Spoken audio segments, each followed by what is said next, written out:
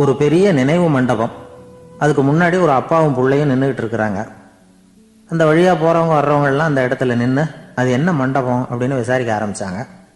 அந்த அப்பாவும் பிள்ளையும் தான் வர்றவங்களுக்கெல்லாம் விவரம் சொல்லிகிட்டு இருக்கிறாங்க. அதாவது இந்த இடத்துல ஒரு பெரிய மகான் சமாதி ஆயிருக்கார், அவர் சமாதியான இடத்துல இந்த நினைவு மண்டபத்தை கட்டியிருக்கிறோம் அப்படின்னாங்க. ஊர் பூரா இந்த செய்தி பரவிச்சு. நிறைய பேர் அந்த இடத்த தேடி வர ஆரம்பித்தாங்க. இங்கே வந்து கொஞ்சம் நேரம் உட்காந்துட்டு போனால் மனசுக்கு ஒரு நிம்மதி கிடைக்கிது அப்படின்னாங்க. அங்கே இருந்த உண்டியலில் நிறைய காசு போட்டுட்டு போகிறாங்க. பணம் கிடுகிடுன்னு நிறைய சேர ஆரம்பிச்சிட்டுது. பணம் நிறைய சேர்ந்த உடனே அந்த அப்பாவுக்கும் பிள்ளைக்கும் தகராறு வந்துட்டுது. பணம் சேர்ந்தாலே சொத்து தகராறு வரத்தானே செய்யும், அது மாதிரி வந்துட்டுது. பையன் அடிக்கடி நிறைய பணம் கேட்க ஆரம்பித்தான். அப்பா பார்த்தார், யோசனை பண்ணார், ஒரு முடிவுக்கு வந்தார். ஒரு நாள் பையனை கூப்பிட்டார். இதை பாருப்பா, நமக்குள்ள தகராறு வேணாம். அப்பாவும் பிள்ளையும் இப்படி சண்டை போட்டுக்கிட்டா பார்க்குறவங்க தப்பாக நினைப்பாங்க. அதனால் நமக்குள்ள சமரசமாக இதை தீர்த்துக்குவோம், என்ன சொல்கிற அப்படின்னார் அப்பா. சரின்னு நான் பையன். உடனே அந்த அப்பா என்ன பண்ணார் தெரியுமா? மகன்கிட்ட கொஞ்சம் பணத்தை கொடுத்தார். தன்கிட்ட இருந்த ஒரு கழுதையையும் கொடுத்தார். இதை வச்சு நீ பொழைச்சிக்கோ அப்படின்னு சொல்லி அனுப்பி வச்சுட்டார். மகன் அந்த கழுதையை இழுத்துக்கிட்டு அடுத்த ஊருக்கு போனான். வழியிலேயே அந்த கழுதை செத்து போச்சு. உடனே என்ன பண்ணலாம்னு யோசனை பண்ணான். ஒரு ஐடியா வந்தது. அந்த கழுதையை ஒரு சாலை ஓரமாக புதைச்சான். கையில் இருந்த பணத்தை வச்சு அந்த இடத்துல ஒரு கல் மண்டபம் கட்டினான். அந்த வழியாக 2 பேர் வந்தாங்க. இது என்ன மண்டபம்னு விசாரித்தாங்க. இந்த இடத்துல ஒரு பெரிய மகான் சமாதி ஆயிருக்கிறார் அப்படின்னா. இந்த செய்தி ஊர் பூரா பரவ ஆரம்பிச்சுட்டுது. நிறைய பேர் வந்து போக ஆரம்பித்தாங்க. இங்கே வந்தால் மனசுக்கு ஒரு பெரிய நிம்மதி கிடைக்குது அப்படின்னு வேற சொல்ல ஆரம்பித்தாங்க. வர வர கூட்டம் அதிகமாக வர ஆரம்பிச்சுட்டுது. உண்டியலில் பணம் நிறைய சேர்ந்துட்டுது. நகையெல்லாம் கூட கழட்டி காணிக்கையாக போட ஆரம்பிச்சிட்டாங்க. அப்பாவை விட மகன் பெரிய ஆளாயிட்டான். இதை கேள்விப்பட்டார் அப்பா. பையனை பார்த்துட்டு வரலாம்னு ஒரு நாள் புறப்பட்டு வந்தார். பையன் ஓஹோன்னு இருக்கிறான். பங்களா, காரு எல்லாம் வந்துட்டுது. எப்படிடா இந்த அளவுக்கு ஆனே அப்படின்னு விசாரித்தார். அப்பா, எல்லாம் உங்கள் ஆசீர்வாதம் தான். நீங்கள் கொடுத்த மூலதனத்தை வச்சு தான் இவ்வளவும் சம்பாதிச்சேன் அப்படின்னா பையன். அது எப்படிறான்னு விசாரித்தார். அப்பா, நீங்கள் ஒரு கழுதை குட்டியும் கொஞ்சம் பணமும் என்கிட்ட கொடுத்து அனுப்பி வச்சிங்க. அதை எடுத்துக்கிட்டு வந்தேன். வர்ற வழியில் அந்த கழுதை செத்து போச்சு. உடனே யோசனை பண்ணேன். அந்த கழுதையை இந்த இடத்துல புதைச்சேன். கையில் இருந்த பணத்தை வச்சு மண்டபம் கட்டினேன். மகான் ஒருத்தர் சமாதி ஆயிருக்கார் அப்படின்னு வதந்தியை கிளப்பி விட்டேன். ஜனங்கள்லாம் ஏமாந்து போய் காசை கொண்டாந்து போட ஆரம்பிச்சிட்டாங்க. நான் பொழைச்சிக்கிட்டு இருக்கிறேன் அப்படின்னா. இப்போதான்டா நீ என் புள்ள அப்படின்னு சொல்லி சந்தோஷப்பட்டாரான் அந்த அப்பா. ஏன் அப்படி சொல்கிறீங்கன்னு கேட்டிருக்கான் பையன். கழுதை குட்டியை புதைச்சி மண்டபம் கட்டியிருக்கிற நீ, ஏற்கனவே நம்ம ஊரில் நாம் கட்டியிருக்கிறோமே மண்டபம், அது இந்த கழுதையோட அம்மாவை புதைச்ச இடம். மகான் சமாதி ஆயிருக்காருன்னு நானும் சும்மா கப்ஸா தான் விட்டுக்கிட்டு இருக்கேன் அப்படின்னாரான் அப்பா. முட்டாள் ஜனங்களை நினச்சி அந்த 2 பேரும் சத்தம் போட்டு சிரிச்சாங்களாம். மனுஷன் ஏமாத்துறது ரொம்ப சுலபம். என் கூட படித்த ஒருத்தன் திடீர்னு ஒரு நாள் எல்லாருக்கும் அருள் வாக்கு சொல்ல ஆரம்பிச்சிட்டான். அவன் ஒரு ஆஃபீஸ்லேயும் வேலை பார்க்குறான். ஆஃபீஸில் உள்ளவங்கெல்லாம் அவங்ககிட்ட வந்து அருள் வாக்கு கேட்குறது வழக்கம். ஒரு நாள் நான் அவன் முன்னாடி போய் உட்காந்து பேசிக்கிட்டு இருந்தேன். அப்போ அதே ஆஃபீஸில் வேலை பார்க்குற ஒருத்தர் அவங்ககிட்ட வந்து, சுவாமி, என் மேஜையில் வச்சுருந்த பேனா திடீர்னு காணாமல் போயிட்டுது, அது திரும்ப கிடைக்குமா எனக்கு அப்படின்னு கேட்டார். இவன் கண்ணை உருட்டி பார்த்துட்டு, அது உனக்கு கிடைக்காது, புதுசாக வேற ஒன்று வாங்கிக்கப்போ அப்படின்னா. சரின்னு அவர் போயிட்டார். அவர் போனதுக்கப்புறம் நான் மெதுவாக இவனை பார்த்து, அது எப்படிறாது, அது உனக்கு கிடைக்காதுன்னு அவ்வளோ உறுதியாக அவர்கிட்ட சொன்னேன் அப்படின்னு கேட்டேன். இவன் மெதுவாக என் காதுகிட்ட வந்து, அந்த பேனாவை கிளப்புனதே நான் தான் அப்படிங்கிறான். இங்கே இருக்கிற எல்லோருக்கும் வணக்கம். நான் வந்து அதிகமாக இந்தியாவை விட்டு வெளிநாடு எதையும் இதுவரை பார்க்காதவன். இப்பொழுதுதான் சமீபத்தில் தான் முதல் தடவையாக உங்கள் ஊருக்கு வந்திருந்தேன், சில காலங்களுக்கு முன்னால். இப்பொழுது 2வது தடவையாக இங்கே வர்றேன். இது ரொம்ப மகிழ்ச்சிகரமான ஒரு நாள். மகிழ்ச்சிகரமான சூழ்நிலையில் உங்களை எல்லாம் சந்திக்கிறதுல எனக்கு ரொம்ப மகிழ்ச்சி. ஏன்னா தேசிய தின மகிழ்ச்சி கொண்டாட்டத்திலே நீங்கள் எல்லாம் கலந்து கொண்டிருக்கிறீர்கள். நேற்று நானும் அந்த தொலைக்காட்சியிலே அந்த அணிவகுப்பு எல்லாத்தையும் பார்த்தேன். எந்த அளவுக்கு ஒற்றுமையாக செயல்பட்டால் எதையும் வெல்லலாம் அப்படிங்கிறதுக்கு ஒரு உதாரணமாக இந்த நாட்டில் இருக்கிற நீங்கள் எல்லாம் உழைத்து கொண்டிருக்கிறீர்கள். அது எனக்கு ரொம்ப மகிழ்ச்சி. இப்படி ஒற்றுமையாக இருந்தால் எவ்வளோ பெரிய வியாதியை கூட விரட்டி போடலாம் அப்படிங்கிறது மாதிரி நிரூபித்திருக்கிறீர்கள். அதனால் உங்களெல்லாம் சந்திக்கிறதுல எனக்கு ரொம்ப மகிழ்ச்சி. எனக்கு இது மாதிரி இவ்வளவு பெரிய கூட்டத்தில் என்னோட வந்திருக்கிற பெரியவர்கள் பேசி பழக்கம். நான் அதிகமான கூட்டத்தில் பேசி பழக்கம் இல்லை. ஆனால் ரேடியோவில் ஒரு 20-25 வருஷம் பேசியிருக்கிறேன். அதனால் எனக்கு எதிரில் கூட்டமே இல்லாமல் பேசி தான் பழக்கம். அது வெறும் மைக்கு மட்டும் இருக்கணும், எதிரில் யாரும் இருக்கக்கூடாது. அப்படியே ரேடியோவில் பேசி பழக்கப்பட்டதுனால ஒரு பெரிய பிரம்மாண்டமான கூட்டத்தை பார்த்தது எனக்கே ஒரு மாதிரியாக இருக்கும். அதனால் கூட்டம் இல்லாமல் எனக்கு இப்போ கூட நீங்கள் எல்லோரும் எழுந்திரிச்சு வெளியில் போயிட்டால் ரொம்ப நல்லா பேசுவேன். நீங்கள் வெளியில் இருந்துட்டு கேட்கணும், ஏன்னா அப்படியே பழகி போச்சு. இருந்தாலும் இதில் எனக்கு என்னென்னா, இப்போ தமிழ்நாட்டில் நான் பலதரப்பட்ட கூட்டத்தில் பேசி சமீப காலத்தில் பேசியிருக்கிறேன். இந்த எல்கேஜி யூகேஜி படிக்கிற குழந்தைகள் முன்னாடி என்ன பேச சொல்லுவாங்க, எல்கேஜி யூகேஜி அந்த குழந்தைகள். அப்போ நான் எப்போ முடிக்கணுங்கிறது எனக்கு தெரியும், ஏன்னா அதுக்கு ஒரு அறிகுறி. அந்த குழந்தை என்ன பண்ணணும்னா மொதல் வரிசையில் இருக்கிறது அப்படி தரையை கீறும். கேச்சுன்னா அது போதும் அப்படின்னு அதுக்கு முடிச்சுக்கோன்னு அர்த்தம். அதை பார்த்து தான் நான் முடிச்சுக்கிறது வழக்கம். கொஞ்சம் பெரிய ஹைஸ்கூல்னால் யாராவது பசங்க 2-3 பேர் கொட்டாவி விடுவாங்க, அதை பார்த்து அதை முடிச்சுக்கிறது வழக்கம். கல்லூரின்னா விசில் அடிப்பாங்க யாராவது 1-2 பேர். இப்படி எனக்கு பலதரப்பட்ட எப்போ முடிக்கணுங்கிறதுக்கு அப்படிலாம் அறிகுறி உண்டு. எனக்கு ரொம்ப பிடிச்சது என்னென்னா, இந்த முதியோர் இல்லங்கள் இருக்குது பாருங்கள். முதியோர் இல்லம், பென்ஷனர் அசோசியேஷன்லாம் இருக்குது தமிழ்நாட்டில். எல்லாம் 60-70 வயசுக்கு மேற்பட்டவர்கள். அவங்க கூட்டத்தில் பேசுகிறது தான் எனக்கு ரொம்ப பிடிக்கும். ஏன்னா நான் பாட்டுக்கு பேசிக்கிட்டே இருப்பேன், அவங்களும் அசையாமல் கேட்டுக்கிட்டு இருப்பாங்க. அதுக்கு என்ன காரணம்னா, காது கேட்காது. அது எனக்கு அப்புறம்தான் தெரியும். பேசி முடிச்சுட்டு இறங்கி போனால் அந்த மொதல் பெஞ்சில் உட்காந்துருக்கிற ஒரு நாற்காலில், என்ன சார் முடிச்சிட்டிங்க போல் இருக்கு அப்படிம்பார். எப்படி சார் கண்டுபிடிச்சிங்க, அதான் இறங்கி வந்தீங்கல்ல அப்படிம்பார். அதனால் அது மாதிரி கூட்டத்தில் ஒன்றும் எனக்கு சுத்தமாக யாரும் இருக்கக்கூடாது எதிரில். இல்லைன்னா அந்த முதியோர் இல்லம் மாதிரி அப்படி காது கேட்காதவங்களாம் உட்காந்துருக்கணும்.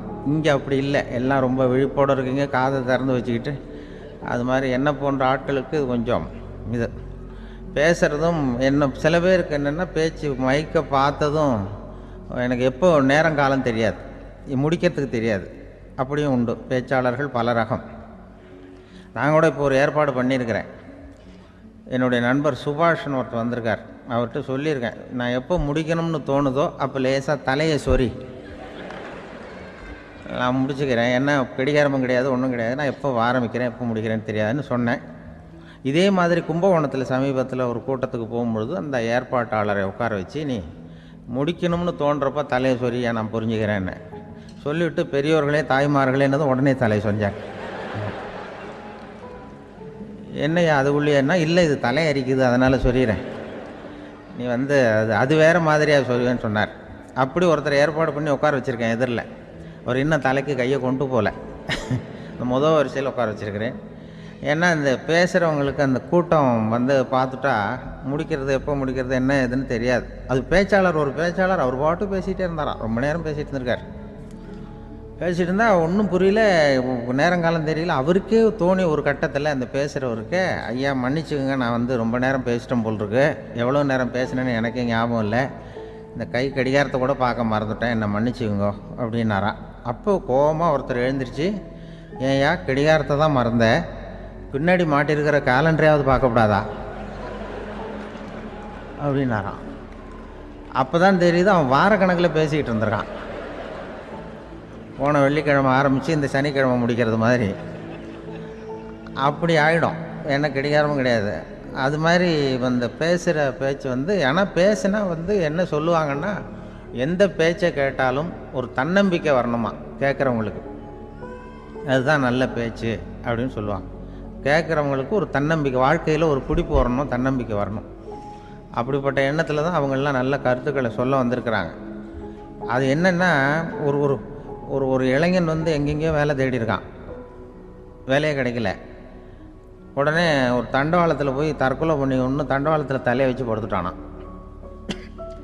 யாரும் வேலை கொடுக்கல, தண்டவாளத்தில் போய் தற்கொலை பண்ணி எடுத்து படுத்துருக்கான். அப்போது 2 பக்கமும் திரும்பி பார்க்குறான், ரயிலே வரல.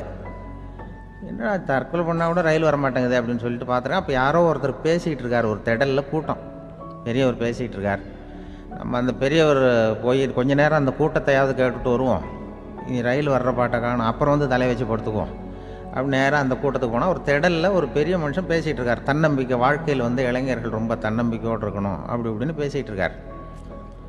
இவன் போய் உட்காந்து கேட்டான். இந்த இளைஞன் 1 மணி நேரம் கேட்டான்.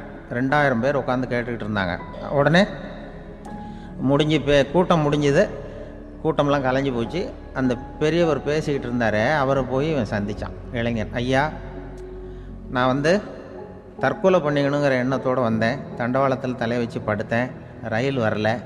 அந்த நேரம் உங்கள் பேச்சு குரல் தான் கேட்டுது. நான் வந்து உங்கள் பேச்சை கேட்டேன், 1 மணி நேரம் கேட்டேன். கேட்டு முடித்ததுக்கப்புறம் என்னுடைய எண்ணத்தை நான் மாற்றிக்கிட்டேன். நான் இனிமேல் தற்கொலை பண்ணிக்க மாட்டேன் அப்படின்னா. அவர் பேச்சாளருக்கு ரொம்ப பெருமை. இதுதான் ஒரு பேச்சுக்கு அடையாளம், இப்படி தான் இருக்கணும். சரி, அந்த முடிவுக்கு எப்படி நீ வந்தேன்னு கேட்டார். இப்போ உங்கள் பேச்சை இந்த கூட்டத்தில் எவ்வளோ பேர் கேட்டுக்கிட்டு இருந்தாங்க சார் அப்படின்னு கேட்டான். ஒரு 2000 பேர் இருக்கும்பா அப்படின்னார் அவர். அப்போ அந்த இளைஞன் சொன்னானா, ஒரு 2000 பேரை ஒரே நேரத்தில் சாகடிக்கிற நீ உயிரோடு இருக்கிறப்போ நான் எதுக்கு சார் சாகணும்? நான் இது வரைக்கும் யாருக்கும் எந்த கெடுதலும் பண்ணலை, நான் இனிமேல் சாக மாட்டேன் சார்ட்டு போயிட்டானா. அப்படி கேட்குறவங்களுக்கு ஒரு தன்னம்பிக்கை வரணும். அது வந்து எப்படியோ வந்தால் போகிறோம். இப்போ எங்கள் பேச்சை கேட்டுவிட்டோம், அந்த ரகத்தில் வந்தாலும் சரி தான். வாழ்க்கையில் ஒரு பிடிப்பு வரணும் அப்படிங்கிறது தான் ஒரு சிறந்த பேச்சுக்கு அடையாளம்னு சொல்லுவாங்க. அப்படி வந்து அது பண்ணுறது. இதில் என்னென்னா, இந்த மனிதனுக்கு வந்து அந்த சிரிப்பு இருக்குது பாருங்கள், அதை பற்றி சொல்லுவாங்க. நகைச்சுவை, குடும்பத்தில் வந்து நகைச்சுவை உணர்வு இருந்ததுன்னா குழப்பமே வராதுன்னு சொல்லுவாங்க. பேச்சாளர்கள் என்னென்னா, சில பேர் தெளிவாக, அதாவது தெளிவாக பேசி குழப்புறவங்க இருக்கிறாங்க, குழப்பமாக பேசி தெளிவுபடுத்துகிறவங்க இருக்கிறாங்க. அப்படிப்பட்ட பேச்செல்லாம் உண்டு. குழப்பமாக பேசி தெளிவுபடுத்துறது யாருன்னா சித்தர்கள். நம்ம பழைய சித்தர் பாட்டெல்லாம் பார்த்திங்கன்னா படிக்கிறதுக்கு குழப்பமாக இருக்கும், ஆனால் அது கருத்து தெளிவாக இருக்கும். அதுதான் குழப்பமாக பேசி தெளிவுபடுத்துகிறவரெல்லாம் பழைய நம்ம சித்தர்கள். தெளிவாக பேசி குழப்புறவங்க இருக்கிறாங்க சில பேச்சாளர்கள். இருக்காங்க. ஒருத்தன் ஆடு மேய்ச்சிக்கிட்டு இருந்தானா, ஒரு ஆடு மேய்ச்சிக்கிட்டு இருந்திருக்கிறான் ஒரு திடலில். அந்த ஆடு மேய்க்கிற அந்த ஆள் வந்து ரொம்ப தெளிவாக பேசணும்னு நினைக்கிறவன். அவர்கிட்ட போய் கேட்டிருக்கான். அந்த ஆள்கிட்ட போய் ஒருத்தன் கேட்டான், மந்தையில் எத்தனை ஆடுப்பா இருக்குது அப்படின்னா. அப்போ அவன் சொன்னான், நான் ஆடு மேய்க்கிறேன் சார், எதையும் தெளிவாக கேட்கணும், நீ கருப்பு ஆட்டை கேட்குறியா வெள்ளை ஆட்டை கேட்குறியா அப்படின்ட்டுருக்கான். கருப்பு ஆடு அது ஒரு 50 இருக்குது அப்படின்னா. சரி, வெள்ளை ஆடு எத்தனை இருக்குது அப்படின்னா, அதுவும் 50 தான் இருக்குது அப்படின்ட்டுருக்கான். என்ன, ரெண்டும் ஒரே ஆன்சர் தானே சொல்கிறான் அப்படின்னு சொல்லி, சரி இந்த ஆடெல்லாம் எவ்வளவு புல் சாப்பிடும் ஒரு நாளைக்கு சார்? மறுபடியும் தெளிவாக கேளுங்க, கருப்பாடா வெள்ளாடா? கருப்பாடு அப்படின்னா 10 கிலோ சாப்பிடும். சரி, வெள்ளாடு அதுவும் 10 கிலோ சாப்பிடும். ரெண்டுக்கும் அதே தான் சொல்கிறான். சரிப்பா, இது எல்லாம் எவ்வளவு பால் கறக்கும் இந்த ஆடெல்லாம்? சார் திருப்பி சொல்ல, தெளிவாக கேளுங்க, கருப்பாடா வெள்ளாடான்னா? கருப்பாடு தினம் 5 லிட்டர் கறக்கும், வெள்ளாடு அது 5 லிட்டர் தான் கறக்கும் அப்படின்னா. இப்படியே இவன் தெளிவாக பேசி இவன் என்ன சொல்லிட்டு வரான்னு தெரியல. ரெண்டும் ஒரே ஆன்சர் தான், அப்புறம் எதுக்கு பிரித்து பேசுகிற, ரெண்டும் ஒன்று தாடா சொல்கிறேன்னு இருக்காரு. அப்படி இது ஆரம்பத்திலே கேட்டால் சொல்லிட்டு போகிறேன். ஏன்னா ஏன் அப்படி தெளிவாக பிரித்து கேட்குறேன்னா, அந்த கருப்பாடெல்லாம் எதிர்த்த வீட்டுக்காரனுக்கு சொந்தம் அப்படின்னா. சரி, வெள்ளாடு அதுவும் எதிர்த்த வீட்டுக்காரனுக்கு தான் சொந்தம் அப்படின்னா. இப்போ என்ன பேச, நான் தெளிவாக பேசி குழப்பிக்கிட்டு இருக்கான்னு அர்த்தம். இப்போ எதுக்கு இந்த அறிகுறியை சொல்கிறேன்னா, நான் பேசுகிறது கூட அப்படி தான் இருக்கும். ஏன்னா குழப்பமாக பேசி தெளிவுபடுத்துகிறவர்கள் பின்னாடி வராங்க, அவங்க கொஞ்சம் அவங்க. அதனால் நம்மளால் முடிஞ்ச வரைக்கும் கொஞ்சம் தெளிவாக பேசி உங்களை குழப்பி வச்சோம்னா அவங்க வந்து பின்னாடி பார்த்துக்குவாங்க. அதுதான்.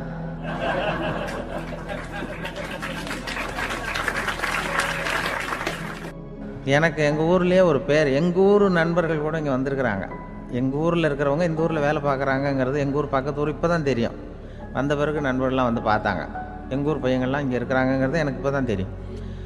எங்கள் ஊரில் அவங்களுக்கு தெரியும் எனக்கு பேர் என்னென்னா, எல்லாம் நல்லா செய்வேன், கொஞ்சம் பொய் சொல்லுவேன் அப்படிம்பாங்க. அதுக்கு இப்போவும் சொல்லுவாங்க. எங்கள் ஊரில் ஒரு பெரியவர் கேட்டார், உனக்கு சின்ன வயசுலேயே உனக்கு ரேடியோவில் வேலை கிடைக்கும்னு எனக்கு தெரியும்ப்பா அப்படிம்பார் ஒரு தாத்தா. அது எப்படி தாத்தா உங்களுக்கு தெரியும், அவ்வளோ தீர்க்க தரிசனமா? இல்லை நீ சின்ன வயசில் கூட ஒரு பொய்யை கூட நிஜ மாதிரி பேசுவேன், அதனால தான் உனக்கு அங்கே வேலை கிடச்சிது அப்படின்னு சொல்லுவாங்க. அது மாதிரி இந்த பொய் சொல்கிறதுல கொஞ்சம் அதுதான் என்கிட்ட உள்ள குறையை தவிர, கொஞ்சம் பொய் சொல்லுவேன், வேறு மற்றதெல்லாம் தெளிவாக இருக்கும். இதுவே சொன்னாராம். அதாவது கடவுள்கிட்ட போய் புகார் பண்ணாங்களாம். கடவுள்கிட்ட போய் ஒருத்தர் புகார் பண்ணியிருக்கிறார், நீ படைத்த மனுஷன்லாம் பூலோகத்தில் பொய் சொல்கிறாங்க, ரொம்ப எல்லாரும் பொய் சொல்கிறாங்க, நீ படைத்த மனுஷன் சரியா இல்லை அப்படின்னு கடவுள்கிட்ட போய் புகார் பண்ணாங்களாம்.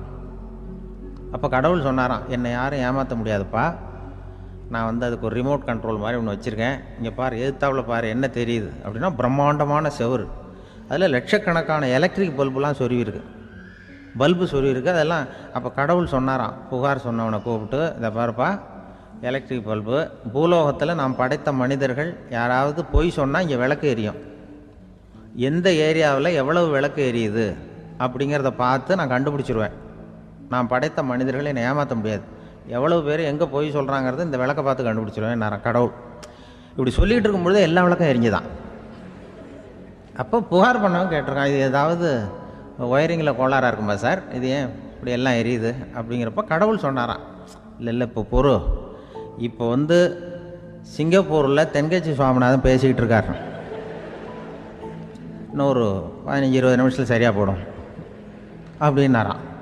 அப்படி சொல்லுவாங்க என்னை பற்றி கொஞ்சம் பொய் சொல்கிறதுங்கிறது, அதுக்காக உங்ககிட்ட வந்து பொய் சொல்ல முடியாது. நான் பொய் சொல்கிறதுனா அந்த முன்னாடி சொன்ன முதியோர் இல்லம் அங்கே வேணால் சொல்லலாம், எதை சொன்னாலும் கேட்க போகிறதில்ல, அப்படி சொல்லலாம். ஏன்னா இப்போ இதில் என்னென்னா, இவங்க ஐயாக்கெல்லாம் இங்கே வந்ததும் பெரியவங்கள்லாம் சொன்னாங்க, முஸ்தபா சார்லாம் சொன்னார், இங்கே வந்து முன்னாடிலாம் எங்கள் மனிதர்கள் எந்த அளவுக்கு இப்போ வந்து ரொம்ப ஆக்கபூர்வமாக வளர்ந்துருக்கிறார்கள், முன்னாடிலாம் சினிமா நடிகர்களுக்கு தான் இது மாதிரி கூட்டங்கள்லாம் வரும், சினிமா சம்மந்தப்பட்டவங்களுக்கு இது மாதிரி ஏதாவது நல்ல விஷயங்களை பேசுகிறவங்களுக்கு கூட்டம் வர்றது வந்து ஒரு பெரிய ஆரோக்கியமான அறிகுறி, எங்களுக்கெல்லாம் ரொம்ப மகிழ்ச்சியாக இருக்குது சார்னு சொன்னார். அது இப்போ அதுக்கு தான் வந்திருப்பீங்க, வேறு ஒன்றும் இப்போ எங்கள் முகத்துக்காக வந்திருக்க போகிறீங்க, அப்படி ஒன்றும் கவர்ச்சியான முகமா அதுவும், அதனால் வந்து முகத்தை பார்க்குறதுக்கு தான் வந்திருக்கிறாங்க அப்படின்னு சொல்லி. ஆனால் இந்த ரேடியோவில் நான் கொஞ்ச காலம் வெளியில் தெரியாமல் இருந்தேன். அப்போ என்ன பண்ணுவாங்கன்னா, என்ன வருவாங்க, எங்கள் ரேடியோ ஸ்டேஷனுக்கு வருவாங்க, சார் அந்த தினம் ரேடியோவில் பேசுகிறாரு இன்று ஒரு தகவல், அவர் முகத்தை பார்த்துட்டு போகணும் சார் அப்படின்ட்டு வருவாங்க. ஏன்னா இப்போ தொலைக்காட்சியில் வர்றதில்ல, அதில் என்னென்னா அப்படி ஒரு தடவை வர்றவங்க அடுத்த தடவை வர்றதில்லை. அப்போ தான் புரியுது, ஓஹோ அவங்க ஆள் யாருன்னு தெரிஞ்சுக்கிறதுக்கு தான் வராங்க, வேறு ஒன்றும் ஒரு பெரிய கவர்ச்சி. அதனால் இந்த கூட்டம் வந்து ஏதோ என்னோடய கவர்ச்சின்னா அவர் ஐயா சுகி சிவம் கொஞ்சம் கவர்ச்சியாக தெரிகிறார், அதனால் அவருக்காக வந்த கூட்டமாக வேணா இருக்கலாம், வேறு எனக்கு அந்த நம்பிக்கை இல்லை. ஐயா சாலமன் பாப்பாவுக்கு சுத்தமாக அந்த நம்பிக்கை இருக்காது. அதனால் நாங்கள் வந்து ஏமாந்து போட மாட்டோம், ஏதோ எங்களை பார்க்க தான் வந்திருக்கிறாங்க எல்லோரும் அப்படின்னு. என்ன அவங்களுக்கு கருத்துன்னா, நல்ல குடும்பம், நல்ல மகிழ்ச்சியாக வாழ்வது எப்படி, நல்ல குடும்பத்தை எப்படி நடத்துறது, இது மாதிரி நல்ல கருத்துக்களை ஜனங்கள்கிட்ட பரிமாறிக்கணும்னு இந்தியாவிலையும் தமிழ்நாட்டிலையும் சில நிகழ்ச்சிகளை அவங்க நடத்திட்டு இருக்கிறாங்க. என் கூட வேலை பார்க்குறப்போ ஒரு அம்மா இருந்தாங்க, அவங்க எப்போதும் அவங்க வீட்டுக்காரர் படத்தையே வச்சுருப்பாங்க, கையில் பத்திரமா வச்சுருப்பாங்க, அவ்வளவு மரியாதை மதிப்புன்னு சொல்லி நாங்கள்லாம் அவங்கள பெருசாக நினைப்போம். இது எதுக்குமா அவங்க வீட்டுக்காரர் படத்தை பத்திரமா இல்லை கையிலே வச்சுருக்கீங்களே, ஆஃபீஸுக்கெல்லாம் எடுத்துகிட்டு வந்து வச்சு அடிக்கடி எடுத்து பார்த்துக்குவாங்க, அவ்வளவு பிரியமாக அவங்க வீட்டுக்காரர் இல்லை. ஆமாம், எனக்கு வந்து ஏதாவது பிரச்சனை வந்துவிடுதுன்னா உடனே எங்கள் வீட்டுக்காரர் படத்தை எடுத்து பார்ப்பேன். பரவாயில்லையே இப்படி ஒரு இதாக, ஆமாம் இதை பார்த்துட்டு நினச்சிக்குவேன், இதை விட பிரச்சனை வேறு என்ன இருந்துட போகுது உலகத்தில் அப்படின்னு நினச்சிக்குவேன், உடனே எனக்கு எல்லாம் போயிடும் அப்படின்ட்டு தான். அப்படி ஒரு அம்மா இருந்தாங்க, இப்போவும் இருக்காங்க, வேலை பார்த்துக்கிட்டு இருக்காங்க. அப்படிலாம் இங்கே இருக்கிற தாய்மார்கள் பெண்கள் யாராவது அப்படி கூட பண்ணலாம். எப்போதுமே உங்கள் வீட்டுக்காரர் படத்தை கையில் வச்சுக்கோங்க, அது ஒரு யோசனை, குடும்பம் குதூகலமாக இருக்கிறதுக்கு அது ஒரு யோசனை. அதே மாதிரி இவங்களும் அவங்க படத்தை வச்சுக்கலாம், வச்சுக்கிட்டு பிரச்சனை வரும்போது பார்த்துக்கணும், இதை விட நமக்கு என்ன வந்துட போகுது பெருசாக அப்படி தான் இருக்கணும். குடும்பம் வந்து நல்லபடியாக இருக்கணும்னா அதுக்கு இப்போ சொல்லுவாங்க, கடவுளே வந்து ஒரு வீட்டு கணவன், வீட்டு தலைவர் கனவுல வந்தாராம். கடவுள் வந்து இது மாதிரி உன்னை விட்டுட்டு உங்கள் குடும்பத்தை உன்னையெல்லாம் விட்டுட்டு போக போகிறேன்னா, அதனால் ஏதாவது வர வேணும்னா கேட்டு போய் வாங்கிக்கோ அப்படின்னு கடவுள் சொன்னாராம் அந்த குடும்ப தலைவர்கிட்ட. அவருக்கு என்ன கேட்குறதுன்னு புரியல, கடவுள் வந்து விட்டுட்டு போகிறேங்கிறாரு, ஏதாவது வரம் கேட்டுக்கோ அப்படின்னு. நம்ம என்ன பண்ணுறது, என்ன கேட்குறதுன்னு ஒன்றும் புரியல, குழம்பிக்கிட்டு இருந்தான் அந்த ஆள் கனவுல. இப்போ கடவுள் சொன்னாரா, சரி நீ ரொம்ப குழப்பமாக இருக்க, நாளைக்கு மறுபடியும் உன் கனவுல வரேன் அதுக்குள்ளே நீ முடிவு பண்ணி வை. உனக்கு என்ன வரம் வேணுமோ கேட்டு வாங்கிக்கோ, உனக்கு வரம் கொடுத்துட்டு நான் போயிடுறேன், உன்னை விட்டுட்டு போகிறதா நான் முடிவு பண்ணிட்டேன் அப்படின்ட்டுருக்காரு கடவுள். சரி, ஒரு நாள் அவகாசம் கொடுங்க, நாளைக்கு நான் அதுக்குள்ளே முடிவு பண்ணி வைக்கிறேன்ட்டு அவர் வந்தார். மறுநாள் முழிச்சுக்கிட்டார். முழிச்சுக்கிட்டு மனைவி, மகன், மக்கள் எல்லாரையும் கூப்பிட்டார், குடும்பத்தில் எல்லாரையும். அப்படி வாங்க, இது மாதிரி நேற்று கனவுல வந்தார் கடவுள், நம்மளை விட்டுட்டு போக போகிறாராம், என்ன வரம் வேணும்னு கேட்டு வாங்கிங்கோ அப்படின்னு இப்போ சொல்லிட்டார். என்ன கேட்குறதுண்ணா அப்படின்னு அந்த கணவன் கேட்குறான். இந்த மனைவி சொல்கிறாங்க, என் உடம்பு பூரா நகையாக இருக்கணும் அப்படின்னு கேள் அப்படின்ட்டுருக்கு. அதுக்குள்ளே அந்த ஒரு பொண்ணு ஓடி வந்து, அப்படிலாம் கேட்காதப்பா கடவுள்கிட்ட, இப்போ இருக்கிற சொத்து எவ்வளோ இருக்கோ அதுபோல் இன்னொரு பங்கு வேணும்னு கேள் அப்படின்னு. அந்த பையன் வந்து அவன் வேறு சொன்னான், அவன் அது நமக்கு வந்து இது போல் ஒரு 10 பங்காவது வேணும், 2 பங்களா, கார் வேணும் அப்படின்னு அவன் ஒரு லிஸ்ட்டை கொடுத்தான். இவர் என்ன கேட்குறதுன்னு முடிவு பண்ணுறதுக்குள்ள அங்கே வேலை செய்கிற அம்மா, ஒரு வயசான அம்மா வந்திருக்கு, வேலை செய்கிற அம்மா. அது வந்து சொல்லிச்சான் இவர்கிட்ட, தப்பாரு கடவுள்கிட்ட அப்படிலாம் கேட்காதப்பா, நாளைக்கு வரும்பொழுது என்ன வர வேணும்னா எங்கள் குடும்பத்தில் எல்லாரும் அன்பாக இருக்கணும், பாசமாக இருக்கணும்னு கேட்டு வாங்கிக்கோ வரத்தை. அன்பு பாசம் குடும்பத்தில் எப்போதும் நிலவணும்னு கேட்டு வாங்கிக்கோ, வேற எல்லாம் நம்ம பார்த்துக்கலான்னு இந்த பெரியம்மா சொல்லிச்சான். மறுநாள் அதே மாதிரி படுத்து தூங்கினார். கடவுள் கனவுல வந்தார். வந்து கேட்கும்பொழுது இவர் சொன்னாராம், ஐயா எனக்கு வந்து எங்கள் குடும்பத்தில் நாங்கள் கணவன், மனைவி, புள்ள, குட்டி எல்லாம் பாசமாக இருக்கணும், அன்பாக இருக்கணும், இதுதான் எங்களுக்கு வர வேணும் அப்படின்னு கேட்டாராம். இவர் கேட்டதும் கடவுள் வந்து தலையை சொரிய ஆரம்பிச்சிட்டாராம். ஏன் என்ன யோசிக்கிறீங்கன்னு கேட்டிருக்காரு. நீங்கள் அன்பாக பிரியமாக இருந்தீங்கன்னா அப்புறம் ஏன் நான் உங்களை விட்டுட்டு போக போகிறேன்? நான் ஏற்கனவே இல்லைங்கிறதுனால தான் உங்களை விட்டு போகலாம்னு முடிவு பண்ணியிருந்தேன். இப்போ நீங்கள் ஏற்கனவே பாசமாக இருந்தீங்கன்னா நான் இனிமேல் போக மாட்டேன், அதனால் ஏன் முடிவும் மாற்றிக்க வேண்டியது தான், உங்கள் கூட தான் இருக்க போகிறேன்னாராம். இப்படி ஒரு கதை சொல்லுவாங்க. அதனால் ஒரு குடும்பத்தில் அந்தந்த உறவு முறைகள் சரியாக இருக்கிற வரைக்கும் எல்லாம் நல்லாயிருக்கும். அங்கே தான் அங்கே இறைவன் வாழும் இல்லம்ங்கிறாங்களே, அதுதான் அது. அதில் அந்த குடும்ப தலைவருங்கிறவர் கணவன் அப்படிங்கிறதுனால அவருக்கு தான் பொறுப்பு. அவருக்கு நிறைய சகிப்புத்தன்மை வேணும், கோபம் வரக்கூடாது, யார் என்ன சொன்னாலும் போகணும். சில கணவன்மார்கள் வந்து எது சொன்னாலும் மனைவி வந்து தட்டுறதில்லை. அங்கே போனால் போவாங்க, எதுக்கு போக சொல்கிறேன்னு கேட்குறதில்ல, போகிறது. இங்கே வாழ்னா வர்றது. திருவள்ளுவர் மனைவி இருந்தாருன்னு சொல்கிறாங்கல்ல, அது மாதிரி. அது எப்படின்னா ஒருத்தர் சொன்னார், அது அப்படி இல்லை, அதுக்கு ஒரு கதை சொன்னார். ஹிட்லர் வந்து வந்தாராம் ஒரு தடவை, ஒரு பெரிய கப்பல் மேலே, கப்பலுடைய மேல் தளத்தில் ஹிட்லர் வந்துக்கிட்டு இருக்கார். ஒரு இங்கிலீஷ் கேப்டன் எதிரில் நிற்கிறான். அவனுக்கு பெரிய ஆச்சரியம், இந்த ஆள் எப்படி இப்படி ஒரு தனி மனிதனாக இருந்துக்கிட்டு உலகத்தையே இப்படி இந்த பாடுபடுத்துகிறார் அப்படின்னு சொல்லி, உன்னுடைய வெற்றிக்கு என்ன காரணம்னு கேட்டாராம் அந்த இங்கிலீஷ் கேப்டன். இப்போ ஹிட்லர் சொன்னாராம், என்னுடைய வெற்றிக்கு காரணம் என்கிட்ட வேலை செய்கிற ஊழியர்கள். நான் கிழிச்ச கோட்டை தாண்ட மாட்டாங்க, நான் என்ன சொல்கிறேனோ அதை உடனே செய்வாங்க, ஏன் எதுக்குன்னு எதிர்த்து பேச மாட்டாங்க, அதுதான் என்னுடைய வெற்றிக்கு காரணம் அப்படின்னு சொல்லி அதை நிரூபித்து காட்டுறேன் பார் அப்படின்னு சொல்லி கையை தட்டினாராம் ஹிட்லர். உடனே ஒரு சிப்பாய் எங்கேருந்து வந்து லெஃப்ட் ரைட்னு போட்டு வந்து சல்யூட் பண்ணி நின்னான். உடனே ஹிட்லர் சொன்னார், நீ அப்படியே இந்த கப்பல் மேல் தளத்துலேருந்து அப்படி கடலில் விழுந்து செத்து போடா அப்படின்னு பொத்துன்னு குதிச்சுட்டான். எதுக்கு சொல்கிறேன் என்ன இதில், உடனே குதிச்சு செத்து போட்டான். இவருக்கு பெரிய ஆச்சரியம் கேப்டனுக்கு. ஹிட்லர் சொன்னார், இதுதான் என்னுடைய வெற்றிக்கு காரணம், தப்பார் இன்னொருத்தனை கூப்பிட்றேன் அப்படின்னு தட்டினா இந்த பக்கத்துலேருந்து ஒருத்தன் வந்தான், லெஃப்ட் ரைட்னு வந்து நின்னா, நீ இப்படி குதிச்சு செத்து போடா அப்படின்னு பொத்துன்னு குதிச்சுட்டான். எதுக்கு போக சொல்கிறீங்கன்னு ஒன்றுமே கேட்கல, குதினா உடனே குதிச்சுட்டான்.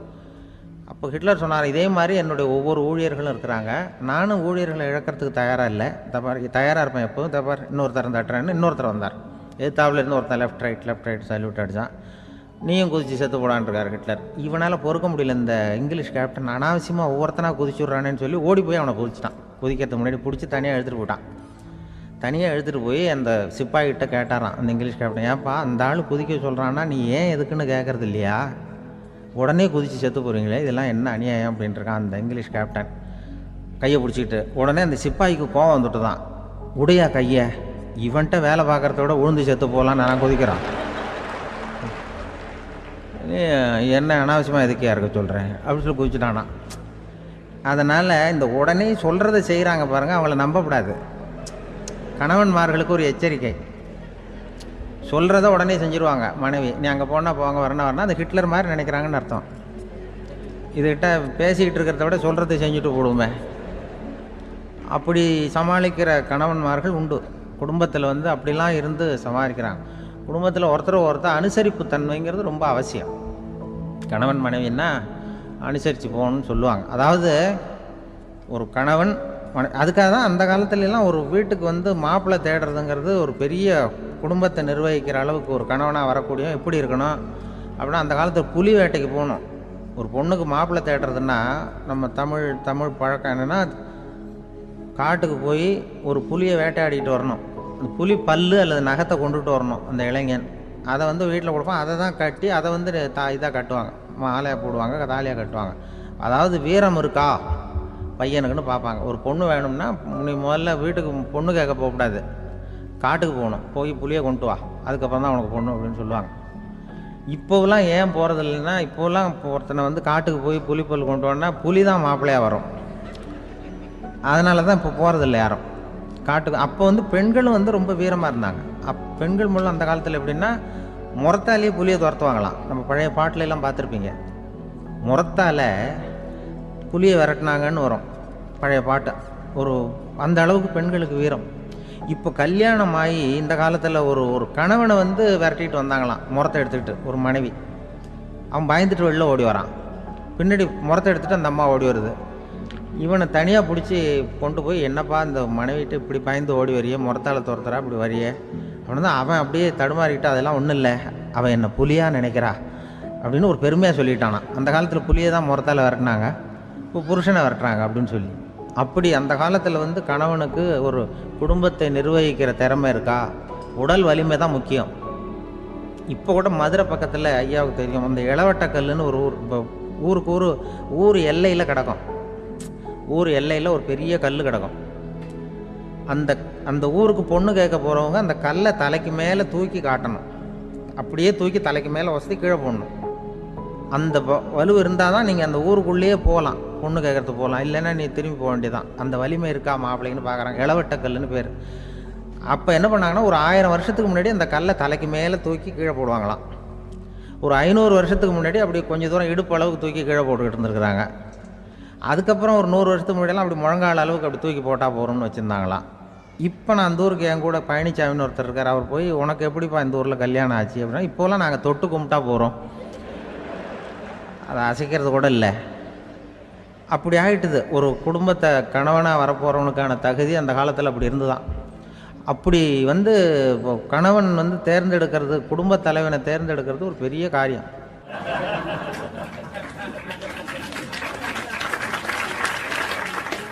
ஒரு பெரிய செல்வந்தர் போட்டி வச்சாராம், ஒரு நீச்சல் குளம். அதில் யார் வேணாலும் குதித்து அந்த பக்கம் போய் கரையேறலாம். அந்த நீச்சல் குளத்தில் விஷப்பாம்புலாம் கிடக்கு. யார் துணிஞ்சி அந்த விஷப்பாம்பு இருக்கிற குளத்தில் குதித்து அந்த பக்கம் போய் கரையேறானோ அவனுக்கு ஒரு 100 ஏக்கர் நிலம் கொடுப்பேன். அது வேண்டான்னா ஒரு 1000 ஆடு கொடுப்பேன். அதுவும் வேண்டான்னா என் பொண்ணை கொடுப்பேன் அப்படின்னு போட்டி வச்சார். அதான் மாப்பிள்ளையை தேர்ந்தெடுக்கிறதுக்கு அவர் ஒரு வழி, நீச்சல் குளத்தில் குதிச்சு கரையேறணும். இப்போ அந்த ஊரில் இருக்கிற இளைஞர்கள்லாம் வந்து பார்க்குறாங்க அந்த குளத்தில் குதிக்கணும்னு. ஆனால் குளத்தில் ஒரு விஷப்பாம்புலாம் கிடக்கு. இது என்ன பண்ணுறதுன்னு பார்த்தா யாருமே குதிக்கிறதுக்கு தைரியம் வரல. திடீர்னு ஒருத்தன் துணிஞ்சு குதித்தான், படபடன்னு அடிச்சுட்டு போய் அந்த பக்கம் கரையேறிட்டான். கரையேறின உடனே பரவாயில்லையே ஒரு ஆள் வந்துட்டான்னு சொல்லி அவனை அந்த இளைஞனை போய் பிடிச்சிட்டு வந்தாங்க. அந்த பெரியவர் கேட்டார், ஏப்பா இவ்வளவு பெரிய விஷப்பாம்பெல்லாம் கிடக்கிற நீச்சல் குளத்தில் நீ துணிஞ்சு குதித்து கரையேறி இருக்கிற, உனக்கு என்ன 1000 ஏக்கர் நிலம் கொடுத்துருவா, 100 ஏக்கர் நிலம் கொடுக்கவா சொல்கிறப்படி அப்படின்னா, வேண்டாம் சார்ன்றான். ஓஹோ அப்படின்னா ஒரு 1000 ஆடு வேணுமா உனக்கு அப்படின்னா, அதுவும் வேண்டாம் சார். ஓ அப்படின்னா என் பொண்ணு வேணுமா அப்படின்னா, அதுவும் வேண்டாம் சாருங்கிறான். அப்புறம் எதுக்குடா குதிச்சுன்ட்டு, என்ன உனக்கு என்ன தான் வேணும் அப்படின்னு கேட்டிருக்கார். என்னை எவன் பிடிச்சி தள்ளி விட்டவன்னு தெரியணும் அப்படின்றான். அதுக்காக அவன் பார்த்துருக்கான். அப்படி இருந்தால் தான் துணிச்சல் வரும் இந்த காலத்தில். எதுக்கு இவ்வளவு சங்கடம்லாம் வச்சாங்கன்னா, ஒரு குடும்பத்துக்கு தலைவராக வர வேண்டிய ஒரு ஆள், கணவனாக இருக்க வேண்டியவனுக்கு துணிச்சல் இருக்கா, தைரியம் இருக்கா அப்படிங்கிறது பார்க்கறதுக்காக இப்படிப்பட்ட தேர்வு முறைகள்லாம் வச்சுருந்தாங்க அந்த காலத்துலலாம். இப்போலாம் கல்யாணம் பண்ணுறது ஆளுக்கு நேரில் பார்க்காமலே கூட கல்யாணம் நடக்குது இன்டர்நெட்டில். இப்போ சர்டிஃபிகேட் கேட்குறாங்க, நோய் நொடி இல்லாமல் இருக்காரா பார், காட்டுக்கெலாம் போக வேண்டாம், நேராக ஆஸ்பத்திரிக்கு போய் ஒரு சர்டிஃபிகேட் வாங்கிட்டு வா, உனக்கு ஒன்றும் வியாதி இல்லைன்னு ப்ரூவ் பண்ணு, அதுக்கப்புறம் பார்த்துக்கலாம், மற்றதை பேசுவோம் அப்படின்னு சொல்லி அப்படி இருக்குது நிலைமை. அதனால் குடும்பத்தில் வந்து அந்த கணவனாக இருக்கிற வேண்டியவனுக்கு பொறுப்பு அதிகம். ஏன்னா எல்லாத்தையும் அனுசரித்து போக வேண்டியதாக வந்தான். அப்படி தான் இருக்குது. அது ஒன்றுக்கு மேலே இந்த கல்யாணம் பண்ணிக்கிறாங்க, அது ரொம்ப அவஸ்தை. ஒருவனுக்கு ஒருத்திங்கிறது நம்ம இதெல்லாம் சொல்கிறது. ஒன்றுக்கு மேற்பட்ட திருமணங்கள் வந்து சங்கடத்தில் தான் கொண்டு வந்து விடும். நிறைய சொல்லுவாங்க, உலகத்திலேயே ஒரு பெரிய இது என்ன தெரியுங்களா, இயற்கை நிர்ணயம் பண்ணுது. இப்போ நம்ம சில பேருக்கு எனக்கு பொம்பளை பிள்ளை வேண்டாம் ஆம்பளை பிள்ளை வேண்டான்னு சொல்லி இந்த ஸ்கேன் பண்ணி என்னென்னவோ பண்ணிகிட்டு இருக்கிறாங்கல்ல. ஆனால் இயற்கை அந்த 50-50 ரேஷியோவை அது மெயின்டைன் பண்ணிகிட்ருக்கு. இந்த உலகத்தில் ஒரு அதிசயமான உண்மை என்னென்னா, 116 ஆம்பளை பிள்ளை பிறந்தா 100 பொம்பளை பிள்ளை பிறகுதான். உலக அளவில் 116 ஆம்பளை பிள்ளை பிறந்தா 100 பொம்பளை பிள்ளை பிறகுது. இது எதுக்கு 16 அதிகமாக பிறக்குதுன்னா, அந்த வாலிப வயசு அடையிறதுக்குள்ளே 16 செத்து போகுது. 16 அங்கங்கே ஓடுறது கொஞ்சம் முரட்டுத்தனமாக போகிறதுனால செத்து போகுது. அந்த 50-50 இந்த ஒருத்தருக்கு ஒருத்தங்கிற ரேஷியோவை இயற்கை மெயின்டைன் பண்ணிகிட்டு இருக்கு. அது ஒரு பெரிய அதிசயம். அதை விட பெரிய அதிசயம் என்னென்னா, இந்த உலக யுத்தம் நடந்தது இல்லை, முதல் உலக யுத்தம், 2வது யுத்தம், அப்போ பார்த்துருக்குறாங்க, கணக்கு எடுத்துருக்குறாங்க. அந்த யுத்தம் முடிஞ்ச பிறகு 116 ஆம்பளை பிள்ளைக்கு பதிலாக 160 170 பிறக்க ஆரம்பிச்சுதான். 100 பெண் குழந்தைக்கு 170 180 ஆண் குழந்தை. இது எதுக்குன்னா, அந்த போரில் செத்து போகுதில்ல ஆம்பளை பிள்ளைகள், அதை ஈடுகட்டுறதுக்காக அதிகமாக பிறக்க ஆரம்பிச்சிருக்கு. அந்த அளவுக்கு இயற்கை ஒரு பெரிய ரேஷியோவை மெயின்டைன் பண்ணுது. அதாவது ஒருவனுக்கு ஒருத்திங்கிறத அது சொல்லிகிட்டு இருக்கு. புறாவெல்லாம் வளர்த்திங்கன்னா, நான் கூட புறா வளர்த்துருக்குறேன் ஊரில். புறா வளர்த்திங்கன்னா ஒரு தடவைக்கு 2 முட்டை தான் விடும் ஒரு வீட்டுக்கு. அந்த 2 முட்டையும் குஞ்சு பறிச்சுன்னா அதில் ஒன்று ஆணாக இருக்கும், ஒன்று பொண்ணாக இருக்கும். அது எந்த முட்டை ஆண் எந்த முட்டை பெண்ணுங்கிறத இயற்கை நிர்ணயம் பண்ணுது.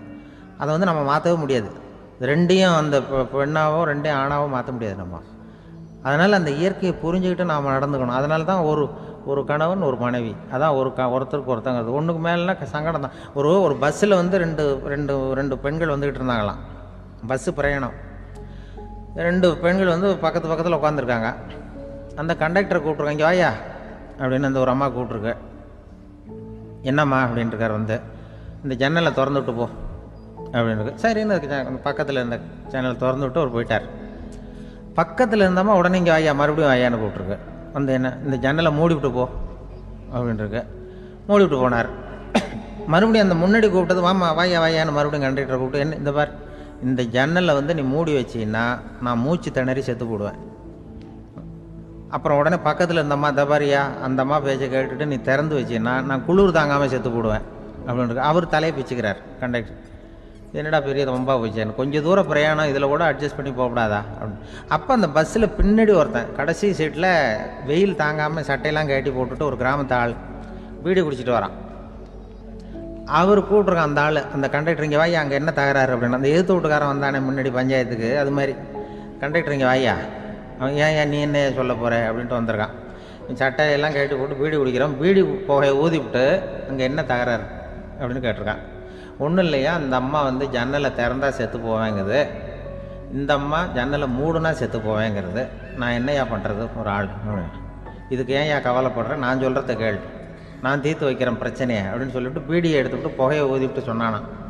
கொஞ்ச நேரம் அந்த ஜன்னலை மூடி வை, அந்த அம்மா செத்து போவோம், அப்புறம் திறந்து வை, இந்த அம்மா செத்து போவோம், நாம் நிம்மதியாக போகலாம் அப்படின்னு சொல்லிட்டு பீடி குடிக்க ஆரம்பிச்சிட்டான். அவருக்கு கோவம் வந்துட்டுது கண்டக்டருக்கு. உனக்கு என்னையா நீ பாட்டுக்கு சொல்லிட்டு கொடுவ, அந்த 2 அம்மாவும் செத்து போச்சுன்னா அவங்க வீட்டுக்காரனுக்கெல்லாம் யார் பதில் சொல்கிறது அப்படின்னா, கவலையே படாத, 2 பேருக்கும் நான் தான் வீட்டுக்காரன். அதனால தான் அந்த யோசனையை சொன்னேன் அவங்ககிட்ட. அப்புறம் இதுதான், இந்த ஒன்றுக்கு மேலே போச்சுன்னா அது இயற்கைக்கு விரோதம், இப்படிலாம் ஆகும். அதனால தான் அவன் அவ்வளவு ஒன்றுமே வேண்டான்ட்டு கடைசி பெஞ்சில் போய் சீட்டில் உட்காந்துக்கிட்டான். அப்படி அது இயற்கையை புரிஞ்சுக்கிட்டு வாழணுங்கிறது முக்கியம். குடும்பத்தில் கணவனுடைய பங்கு என்ன, மனைவியினுடைய பங்கு, குழந்தை குட்டிகள்லாம் சொல்லுவாங்க. அப்படி இருக்கணும். கணவன்கிறவனுக்கு நிறைய சகிப்புத்தன்மை தேவைப்படுது. மனுஷனுக்கு வேல்யூ விஞ்ஞானம் எப்படி போட்டிருக்குன்னா, ஒரு மனித உடம்பில் இருக்கிற கால்சியத்தை மட்டும் தனியாக எடுத்தால் ஒரு சின்ன ரூமுக்கு வெள்ளை அடிக்கலாமா. ஒரு மனுஷ உடம்புல இருக்கிற பாஸ்பரஸை மட்டும் தனியாக எடுத்தால் ஒரு 40 நெருப்பூச்சி தயார் பண்ணலாம். ஒரு மனுஷ உடம்புல இருக்கிற இந்த கொழுப்பு சத்தை மட்டும் தனியாக எடுத்தால் ஒரு 7-8 சோப்பு கட்டி தயார் பண்ணலாம். அது மாதிரி ஒரு மனுஷ உடம்புல இருக்கிற இரும்பு சத்தை மட்டும் தனியாக எடுத்தால் ஒரு 2 அங்குல அணி 2 செய்யலாம். இவ்வளவுக்கும் விலை போட்டால் 42 ரூபா 50 காசு. இதுதான் மனுஷனுக்கு விஞ்ஞானம் போட்டிருக்கிற விலை. அது எப்போ அது ஒசரும்னா, அவன் மனுஷனாக இருக்கிற வரைக்கும் இருக்கிறப்ப. அதுவும் செத்து போனால் அதுவும் கிடையாது, செத்து போனால் அதுவும் குறைஞ்சிரும். மிருகங்களுக்கெல்லாம் அப்படி இல்லை, செத்ததுக்கு அப்புறம் விலை கூடும். அங்கெல்லாம் எல்லா ஊர்லேயும் பார்த்திங்கன்னா உயிர் கோழி 50 ரூபா, உரிச்ச கோழி 60 ரூபான்னு போட்டிருக்கோம். செத்ததுக்கு அப்புறம் 10 ரூபா அதிகம். மனுஷனை வந்து நீ உயிர் மனுஷன் 42 ரூபா 50 காசு, செத்ததுக்கு அப்புறம் 52 ரூபானா நீயே வச்சுக்கிடாது, எனக்கு எது கண்டு போடும். அவன் வந்து எப்போ அவனுக்கு வேல்யூ கூடும்னா மனிதனாக வாழும்பொழுது தான் வேல்யூ கூடும். குடும்பத்தில் வந்து அந்த பாசத்தோடு வாழணும்னு கடவுள்கிட்ட கேட்டு சொன்னாங்களே, அதுதான் இந்த சமூகங்கிறதும் ஒரு பெரிய குடும்பம்தான். அதனால தான் இந்த நாட்டுக்குள்ள பெருமையை எல்லாரும் ஒற்றுமையாக இருந்தால் எதையும் சாதிக்கலாம்ங்கிறது தான் இந்த நாட்டுக்குள்ள பெருமை. அப்படி நிரூபித்தோம். அதனால் சமூகங்கிறதும் ஒரு குடும்பம் மாதிரி இருக்கிறது தான் பெருசு.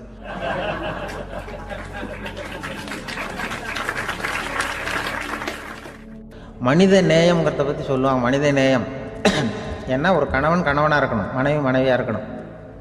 ஒரு மனுஷன் வந்து இன்றைக்கி வந்து மனிதனாக இல்லை, மனித நேயம் குறைஞ்சி போச்சு, குடும்ப உறவுகள்லாம் ரொம்ப மாறி போச்சுன்னு சொல்கிறேன். இப்போ நாகரிகத்தில் அப்படி தான் இருக்குது. ஒரு இதில் ஒருத்தன் என்ன பண்ணியிருக்கிறான், ஒரு சின்ன பையனை கொண்டு வந்தானா. ஒரு சின்ன பையன் பக்கத்தில் இருக்கான். ஒரு பெரியவர் கேட்டிருக்கார், யாரப்பா அந்த பையன் அப்படின்னு கேட்டிருக்கார். இவன் சொன்னான்னா, இந்த பையன் எனக்கு தூரத்து உறவுன்னு இருக்கான். சரி, தூரத்து உறவுன்னா எப்படி அப்படின்னு கேட்டிருக்கான். இந்த பையன் எங்கள் அப்பாவுக்கு 8வது புள்ள அப்படின்னானா. கூட பிறந்தவனே அவ்வளோ தூரமாக போயிட்டான், 8வதாக பிறந்தான். அப்படி இருக்கு குடும்ப உறவுகள்ங்கிறது. இப்போ சில இதெல்லாம் இப்போ ஜாதி மத வேறுபாடெல்லாம் வந்து நம்முடைய முன்னேற்றத்தை வந்து தடுக்கும். விலங்குகள் வந்து நம்மளோட மேலானது. அதான் ஒரு ஊரில் ஒரு சிவன் கோயில் இருந்து தான். சிவன் கோயிலில் அந்த புறாவெல்லாம் வளர்ந்துக்கிட்டு இருந்திருக்கு. அந்த மாடத்தில், சிவன் கோயில் மாடத்தில் புறாவெல்லாம் குடியிருந்திருக்கு. உடனே அதுக்கு கும்பாபிஷேகம் பண்ணுறதுக்காக ஊரில் திட்டம் போட்டாங்க. சிவன் கோயிலுக்கு வெள்ளடிக்க ஆரம்பித்தாங்க. வர்ணம் பூச ஆரம்பித்ததும் அதுக்கு சாரம் கட்டுவாங்கல்ல, இந்த குச்சியெல்லாம் வச்சு சாரம் கட்டுவாங்க. உடனே இந்த புறாவெல்லாம் என்ன பண்ணிச்சான், இனிமேல் நம்ம இங்கே வெள்ளை அடிக்கிறாங்க, கும்பாபிஷேகம் வருது, நம்ம இங்கே குடியிருக்க முடியாது, எதிர்த்தாப்புல எங்கே போகலான்னு பார்த்துருக்கு. இந்த உயரம் கோபுரத்தில் இருந்த புறாவெல்லாம் எதிர்த்தாப்புல ஒரு மாதா கோயில் இருந்திருக்கு, சர்ச்சு. அங்கே சில மாடங்களில் புறாவெல்லாம் இருக்குது, சில மாடம் இருக்குது. உடனே நம்மளாம் அங்கே போடும் கொஞ்சம் காலத்துக்குன்னு எல்லாம் புறப்பட்டு இந்த மாதா கோயிலுக்கு போயிடுது. அங்கே போனால் அங்கே இருக்கிற புறாவோடு சேர்ந்து இதுவும் குடியிருந்துகிட்ருக்கு. கொஞ்ச நாள் என்னாச்சு, அங்கே கிறிஸ்மஸ் வந்துட்டுது. கிறிஸ்மஸ் வந்ததும் சரி இங்கேயும் வெள்ளடிக்க ஆரம்பிக்கிறாங்க. நம்ம மறுபடியும் எங்கடா போகிறதுன்னு பார்த்தா அங்கே இருக்கிற புறாவோட சேர்ந்து இதுவும் சேர்ந்து நேராக ஒரு பள்ளிவாசல் இருந்தது. எதுக்கு அங்கே இருக்கிற மாடத்தில் போய் அங்கே குடியேறிட்டுது எல்லாம். அங்கே போனால் அங்கே ரமலான் மாதம் வந்து ரம்ஜானுக்காக அதையும் புதுப்பிக்க ஆரம்பித்தாங்க. இது என்ன பண்ணுறதுன்னு சொல்லி இந்த 3 செட்டு புறாவும் சேர்ந்து என்ன பண்ணிச்சு, எங்கே போகலான்னு பார்த்தா மறுபடியும் அதுக்குள்ளே இந்த சிவன் கோயிலில் கும்பாபிஷேகம் முடிஞ்சிருக்கு, அங்கே போடுவோம் எல்லாருன்னு சொல்லி எல்லா புறாவும் அந்த சிவன் கோயிலுக்கு வந்துட்டுது. அங்கே போய் மாடத்தில் அதை குடியிருந்துட்டுது.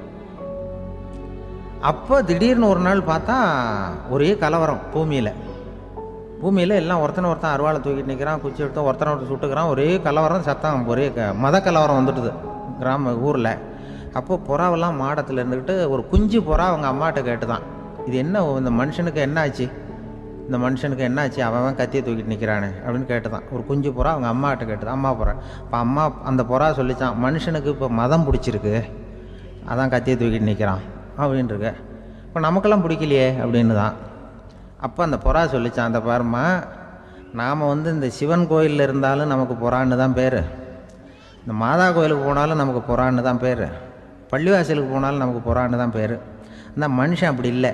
அவன் இங்கே இருக்கிற வரைக்கும் இந்துன்னு சொல்லுவான், அங்கே மாதா கோயில் இருந்தான்னா கிறிஸ்தவன்னு சொல்லுவான், பள்ளிவாசலில் இருந்தான்னா முஸ்லீம்னு சொல்லுவான்.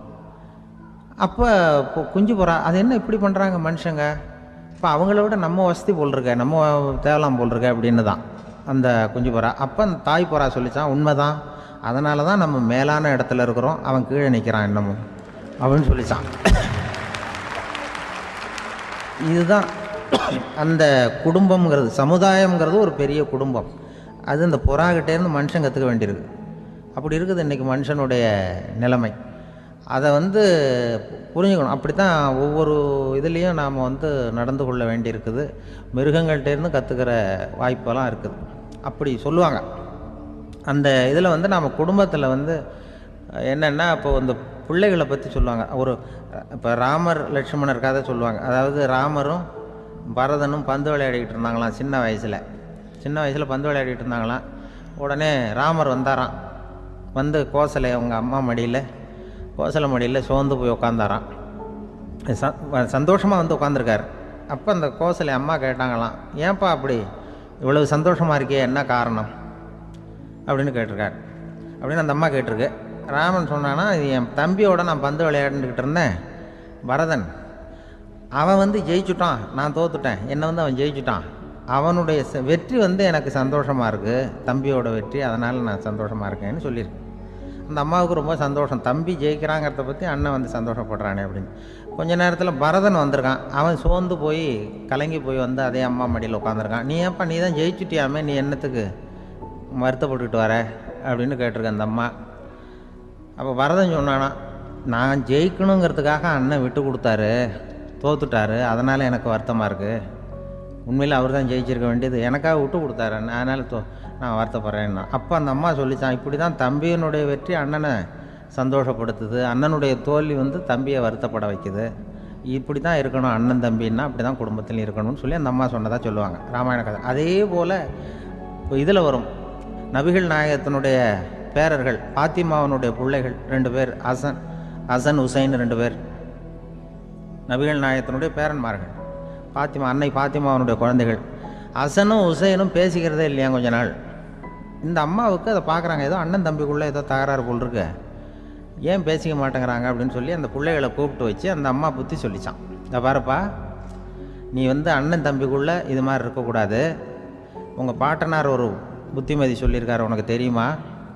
ஒரு முஸ்லீம் இன்னொரு முஸ்லீமோடு 3 நாட்களுக்கு மேல் பேசாமல் இருந்தால் அது அவனை கொலை செய்வதற்கு ஒப்பாகும் அப்படின்னு நபிகள் நாயகம் சொல்லியிருக்கார், தெரியுமா உனக்குன்னு அந்த அம்மா சொல்லிச்சான்.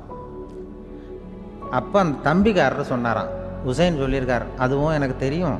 அதே தாத்தா பாட்டனார் என்ன சொல்லியிருக்காருன்னா, அந்த 2 பேரில் யார் முதல்ல சலாம் சொல்கிறாங்களோ, யார் முதல்ல முன்னாடி பேசுகிறாங்களோ அவங்களுக்கு சொர்க்கம் கிடைக்கும், இறைவனுடைய ஆசி கிடைக்கும்னு சொல்லியிருக்கிறார். அந்த ஆசி அண்ணனுக்கு கிடைக்கட்டுமேங்கிறதுக்காக நான் பேசாமல் இருக்கிறேன் அப்படின்னா. அந்த ராமனும் பரதனும் எப்படி இருந்தாங்களோ அப்படி தான் ஹசனும் ஹுசைனும் இருந்திருக்கிறார்கள். அந்த பாசம்தான் குடும்பத்தில் வேணும். குடும்பத்தில் அண்ணன் தம்பி எப்படி நடந்துக்கணும், அம்மா பிள்ளை எப்படி நடக்கணும் அப்படிங்கிறது தான். ஏன்னா அம்மாவுக்கு வந்து எப்போதுமே பிள்ளைங்கள் வந்து அம்மா பக்கம்தான் இருக்கும். அம்மா பிள்ளைங்க தான் அதிகம். இதில் ஒரு பெரிய நீதிபதி இருந்தார் சென்னையில், உண்மையாக நடந்தது. சென்னையில் ரொம்ப காலத்துக்கு முன்னாடி, காந்தி இருந்த காலத்தில் சென்னையில் ஒரு நீதிபதி, அவர் ஒரு நாள் கோர்ட்லாம் விட்டு ரொம்ப கஷ்டப்பட்டு ராத்திரி சும்மா போய் உடனே வீட்டுக்கு வரல. கோர்ட்டினுடைய நடவடிக்கை முடிஞ்சு வீட்டுக்கு வராமல் போய் எங்கெங்கேயோ போய் சுற்றிவிட்டு அந்த நண்பர்களோடு அப்படி உல்லாசமாக அப்படி கொண்டாடிவிட்டு நடுராத்திரிக்கு வந்திருக்கிறாரு வீட்டுக்கு 1 மணிக்கு. அப்போ அந்த வயசான அம்மா வாசல்லையே காத்துக்கிட்டு இருக்கு. உள்ளே போச்சு நீதிபதி, இன்னும் வந்து சேரலேன்னு வாசல்லே நின்றுட்டு இருந்துதான். அப்போ அது வந்த உடனே பலார்னு அரைஞ்சி விட்டாங்களாம் அந்த அம்மா. ஏன்டா அவ்வளோ தூரம் எங்கே போனேன், என்ன தான் நீதிபதியாக இருந்தாலும் அவங்களுக்கு புள்ள தானே, பலார்னு அரைஞ்சி விட்டாங்க.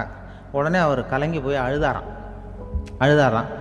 மறுநாள் கேட்டிருக்காங்க அந்த பக்கத்தில் இருந்தவங்க, ஏன் நீ வந்து பெரிய நீதிபதி, பெரிய பதவியில் இருக்க, அதனால் உன்னை உங்கள் அம்மா அடிச்சிட்டாங்கன்னு அழுதியா அப்படின்னு கேட்டாங்களாம்.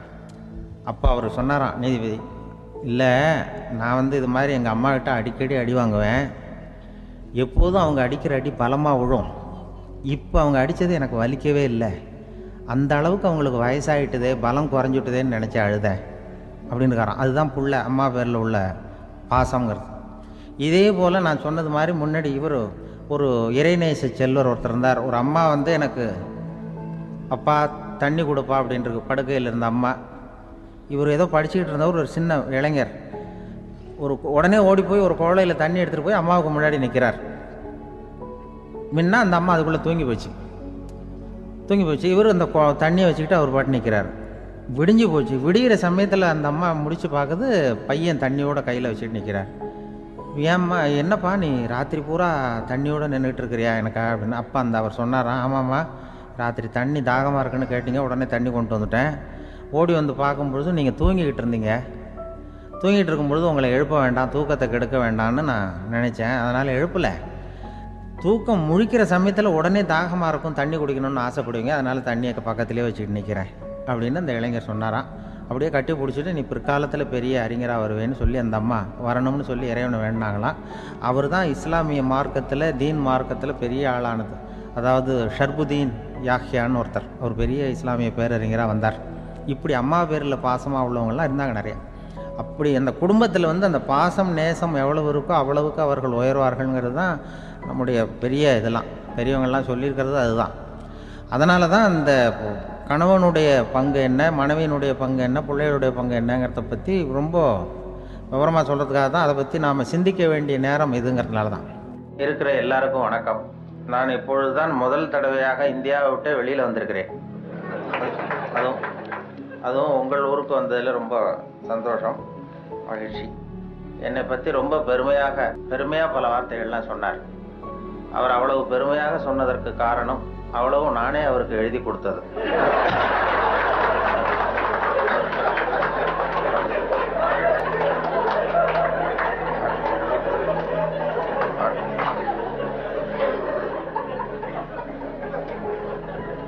இவ்வளவு விவரமாக அவர் சொல்லுவார் என்று தெரிந்தால் இன்னும் கூட எழுதி கொடுத்திருப்பேன். அதனால அவருக்கு முதல்ல நன்றி சொல்ல வேண்டும். எனக்கு யாரும் பொன்னாடையெல்லாம் போத்துகிற பழக்கம் எனக்கு அதிகமாக அனுபவம் இல்லை. யாரும் போத்துறதில்லை. நானாக போய் பேசிட்டு வருவேன். இப்படிப்பட்ட பொன்னாடைகள் இங்கே ரொம்ப அபூர்வமாக போத்துனது, அதுவும் இந்த இடத்துக்கு ரொம்ப அவசியம். அது குளிர் அதிகமாக இருக்கிறது. நான் காசு கொடுத்து பொன்னாடை போத்திக்கிறது உண்டு சில இடங்களில். இதெல்லாம் கௌரவத்துக்காக போற்றப்படுகிற பொன்னாடை. காசு கொடுத்து பொன்னாடை போத்திக்கிறது உண்டு நாங்கள் இந்தியாவில். மாதம் ஒரு முறை இப்படி போத்திக்குவேன். அது யாருன்னா எனக்கு இந்த முடி வெட்டுகிற நண்பர்கிட்ட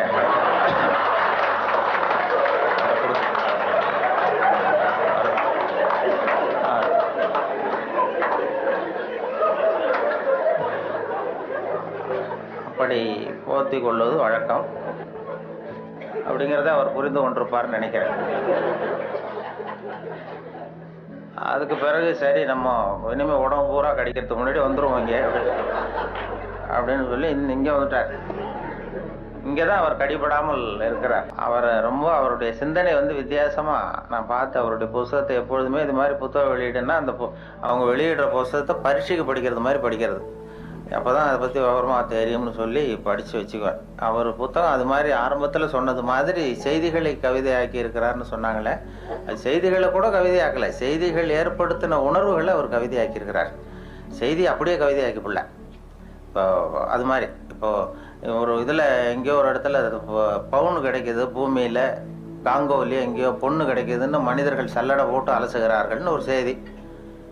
யாரோ மண்ணில் பொண்ணு கிடைக்கிது, தங்கம் இருக்குன்னதும் மனிதர்கள்லாம் போய் கும்பலாக சல்லடை போட்டு சலிச்சுக்கிட்டு இருந்தாங்களாம். இது செய்தி. இதை இவர் பார்க்கும் பொழுது நானும் சலிச்சு பார்க்குறேன், ஒரு மனுஷன் கூட கிடைக்கலையே அப்படிங்கிறார். அதான் அது அப்படியே செய்தி ஆக்கலை. இவர் அதை தன்னுடைய உணர்வு, அதாவது தமிழில் கவிதை எழுதுறதுக்கு கொடுத்து வைக்கணும் ரொம்ப. என்ன காரணம்னா, மொழியியல் அறிஞர்கள்லாம் என்ன சொல்கிறாங்கன்னா, மொழியெல்லாம் தெரிஞ்சவங்க, மற்ற மொழிகளில் கவிதை இருக்கிறது, தமிழ் கவிதையாகவே இருக்கிறது அப்படின்னு சொன்னாங்க. அப்படி கவிதையாகவே இருக்கிற ஒரு மொழியில் கவிதை எழுதுறதுக்கு நாமெல்லாம் கொடுத்து வைக்கணும். தமிழர்களாக பிறந்ததுக்கும் கொடுத்து வைக்கணும். ஏன்னா நம்மளை விட மற்றவர்கள் நிறைய தெரிந்து வைத்திருக்கிறார்கள் தமிழை. அந்த வெளிநாடு போனவங்கலாம் சொல்லியிருக்கிறாங்க. அந்த இது நயாகரா போய் அமெரிக்காவில் நயாகரா பார்த்தவங்க போயிட்டு பார்த்துட்டு என்கிட்ட பேசும்போது சொல்லுவாங்க, அங்கே நயாகராவில் நல்வரவுன்னு தமிழ் எழுதி வச்சிருக்கிறாங்களாம். அவங்க போய் கேட்டிருக்கிறாங்க, எதுக்கு இந்த ஊரில் தமிழ் எழுதி வச்சிருக்கிறீங்களேன்னா, உலகத்திலே பெரிய அருவி இது, அதே மாதிரி உலகத்திலேயே பெரிய மொழி தமிழ், அதனால் எழுதி வச்சிருக்கிறோம் அப்படின்னு சொன்னாங்க. அவங்களுக்கு தெரியுது. ஆனால் நம்ம ஊரில் இங்கிலீஷில் தான் எழுதி வைக்கிறோம் நம்ம. அது ஏன்னா அது இருக்கட்டும், இருந்துட்டு போட்டோம் அப்படின்னு. ஆனால் அப்படி எழுதினா தான் கௌரவமாக பார்க்குறாங்க. அதனால் அப்படி எழுத வேண்டியிருக்கு. வெளியூரில் அதே மாதிரி சில நாடுகளில், ஜப்பானில் ஒரு பல்கலைக்கழகத்தில் மோட்டோ அதுதான் யாதும் ஊரே யாவரும் கேளிருங்கிறது தான் அவங்களுடைய கொள்கையாக. அதை அப்படியே எழுதி வச்சிருக்கிறாங்களா, யாதும் ஊரே யாவரும் கேளிருங்க. அதை விட சர்வேயர்னு ஒரு விண்கலம் அனுப்புனாங்க செவ்வாய் கிரகத்துக்கு. சர்வேயர் செவ்வாய் கிரகத்தில் மனுஷன் இருப்பானா இல்லையான்னு சோதனை கண்டுபிடிக்கிறதுக்கு இங்கேருந்து அமெரிக்காவிலேருந்து நாசாவிலேருந்து விண்கலம் போச்சு. அப்போ என்னன்னா, அங்கே மனிதர்கள் நம்ம விட முன்னேறியவர்கள், நாகரிகத்தில் பெரியவங்கள்லாம் இருப்பாங்கன்னு ஒரு சந்தேகம் அவங்களுக்கு.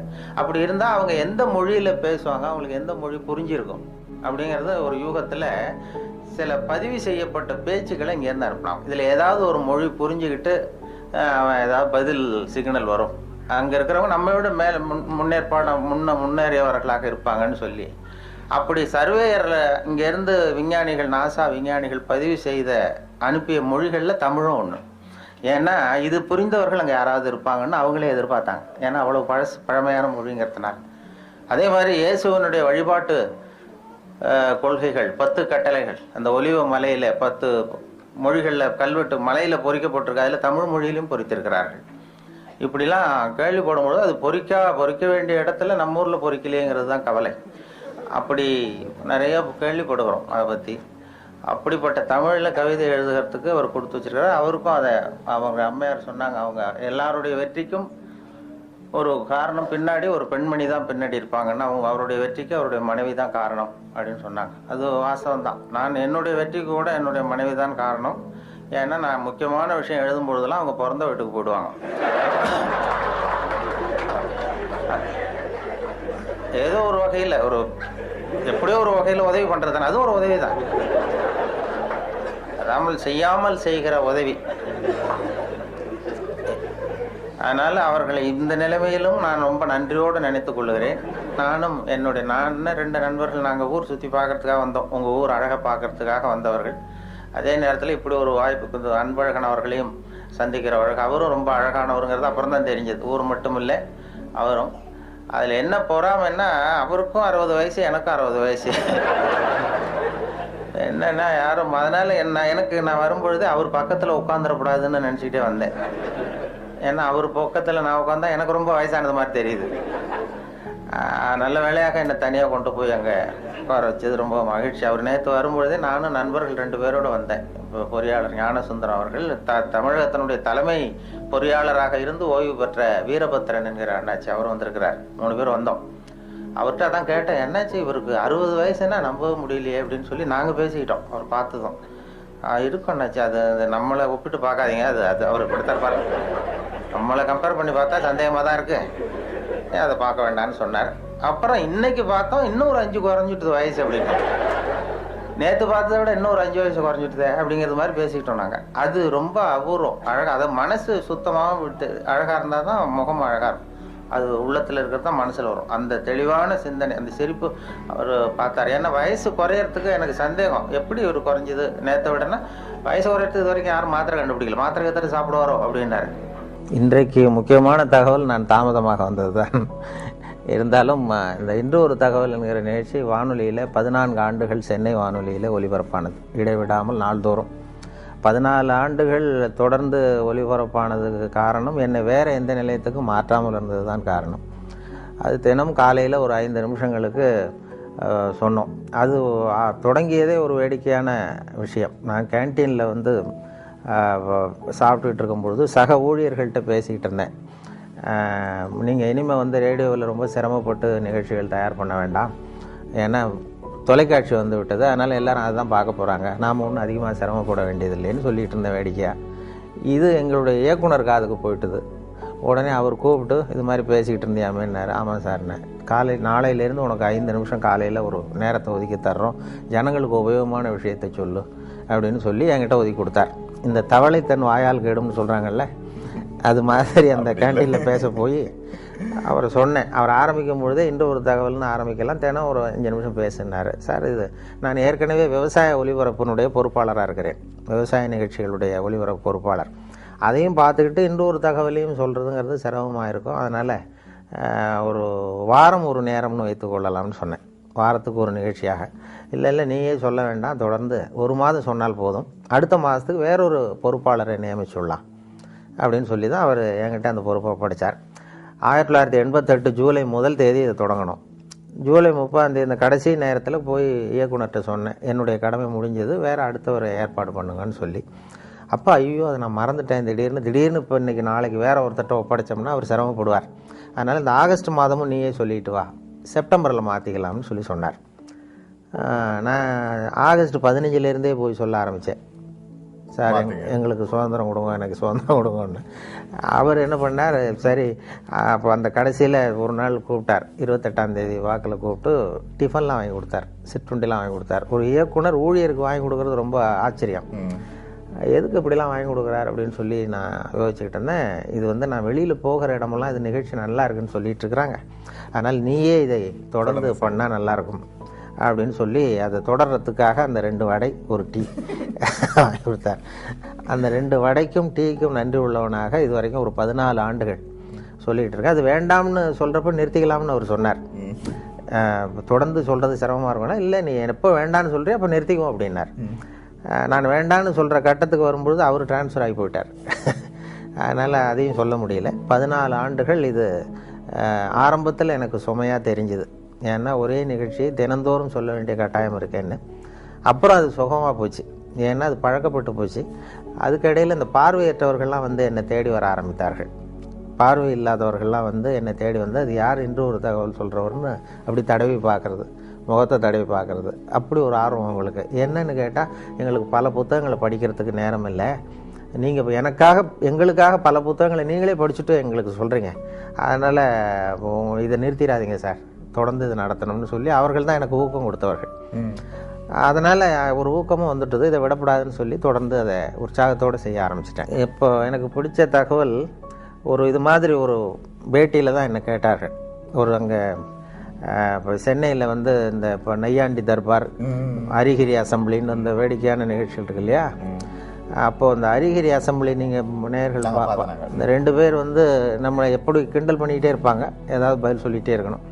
அப்போ அவர்கள் கேட்டாங்க, எங்களுக்காக ஒரு தகவல் சொல்லுங்களேன் அப்படின்னு அந்த 2 பேரும் என்ன கேட்டாங்க.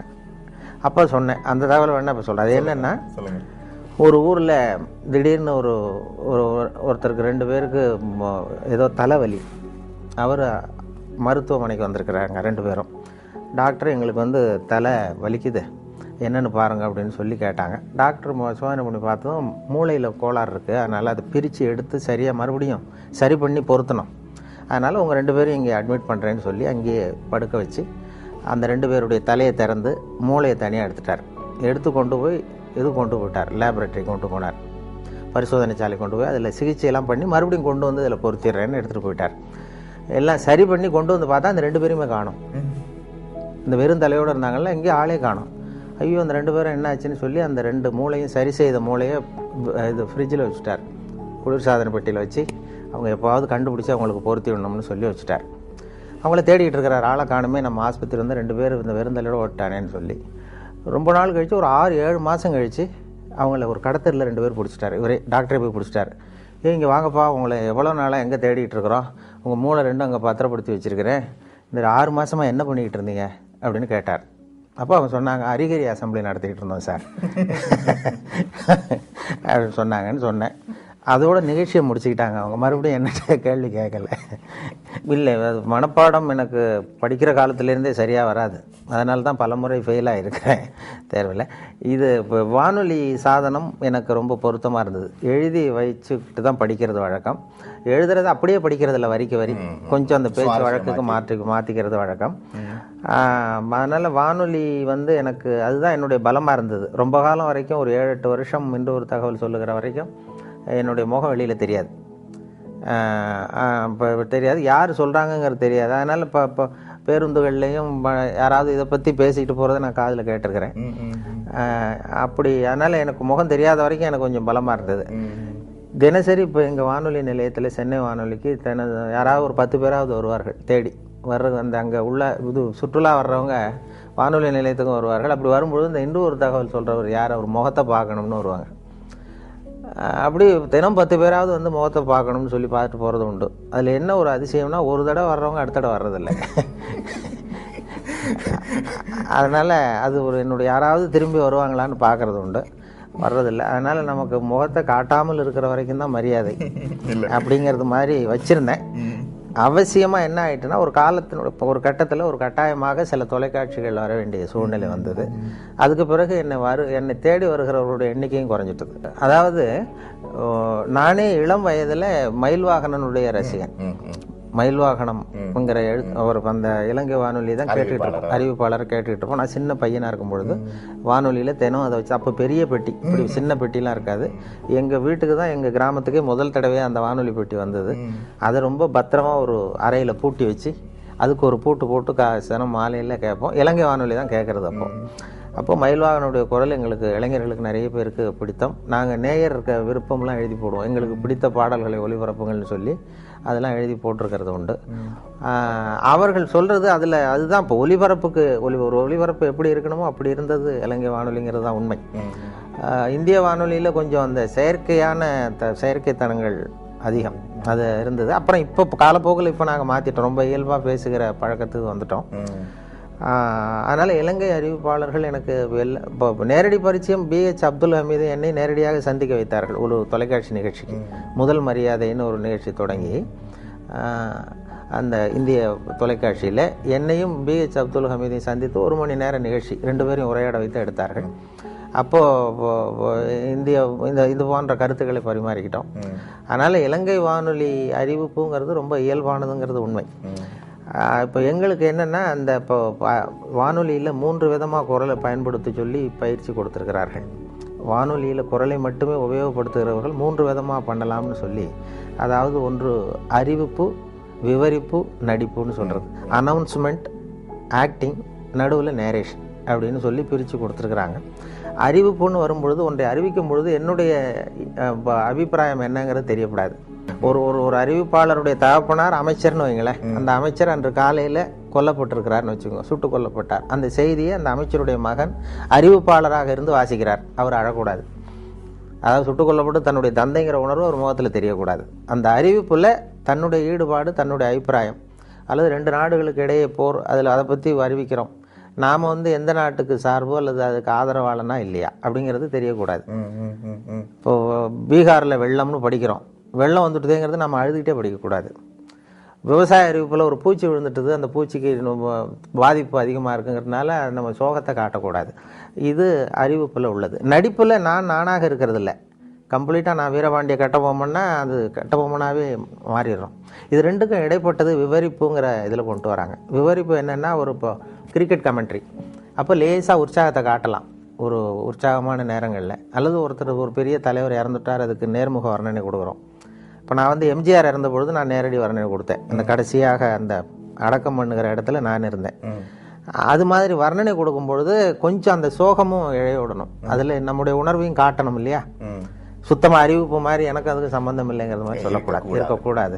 அதனால் 3 வகையை பிரித்து இந்த குரலை வெளிப்படுத்தும்படியாக எங்களுக்கு பயிற்சி கொடுத்தார்கள். அதனுடைய விளைவு தான் என்னென்னா, பல இடங்களில் நாங்கள் எங்களுக்கு சம்மந்தம் இல்லாத மாதிரியே சொல்ல ஆரம்பித்தோம். அதுதான் நீங்கள் கேட்ட கேள்வி. அதனால் இப்போ இலங்கை வானொலியில் அப்படி இல்லை, அந்த இது மாதிரியான பிரிவில் உற்சாகமாக நீங்கள் என்ன நினைக்கிறீர்களோ உற்சாகமாக சொல்லலாம். அதுதான் கேட்பதற்கும் சுவாரஸ்யமாக இருக்கும்.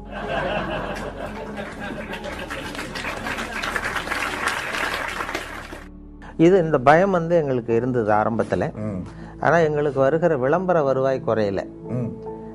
அது என்னென்னு காரணம்னு பார்த்தா, ஒரு புள்ளி விவரம் சேகரித்தார்கள் இந்தியாவில்.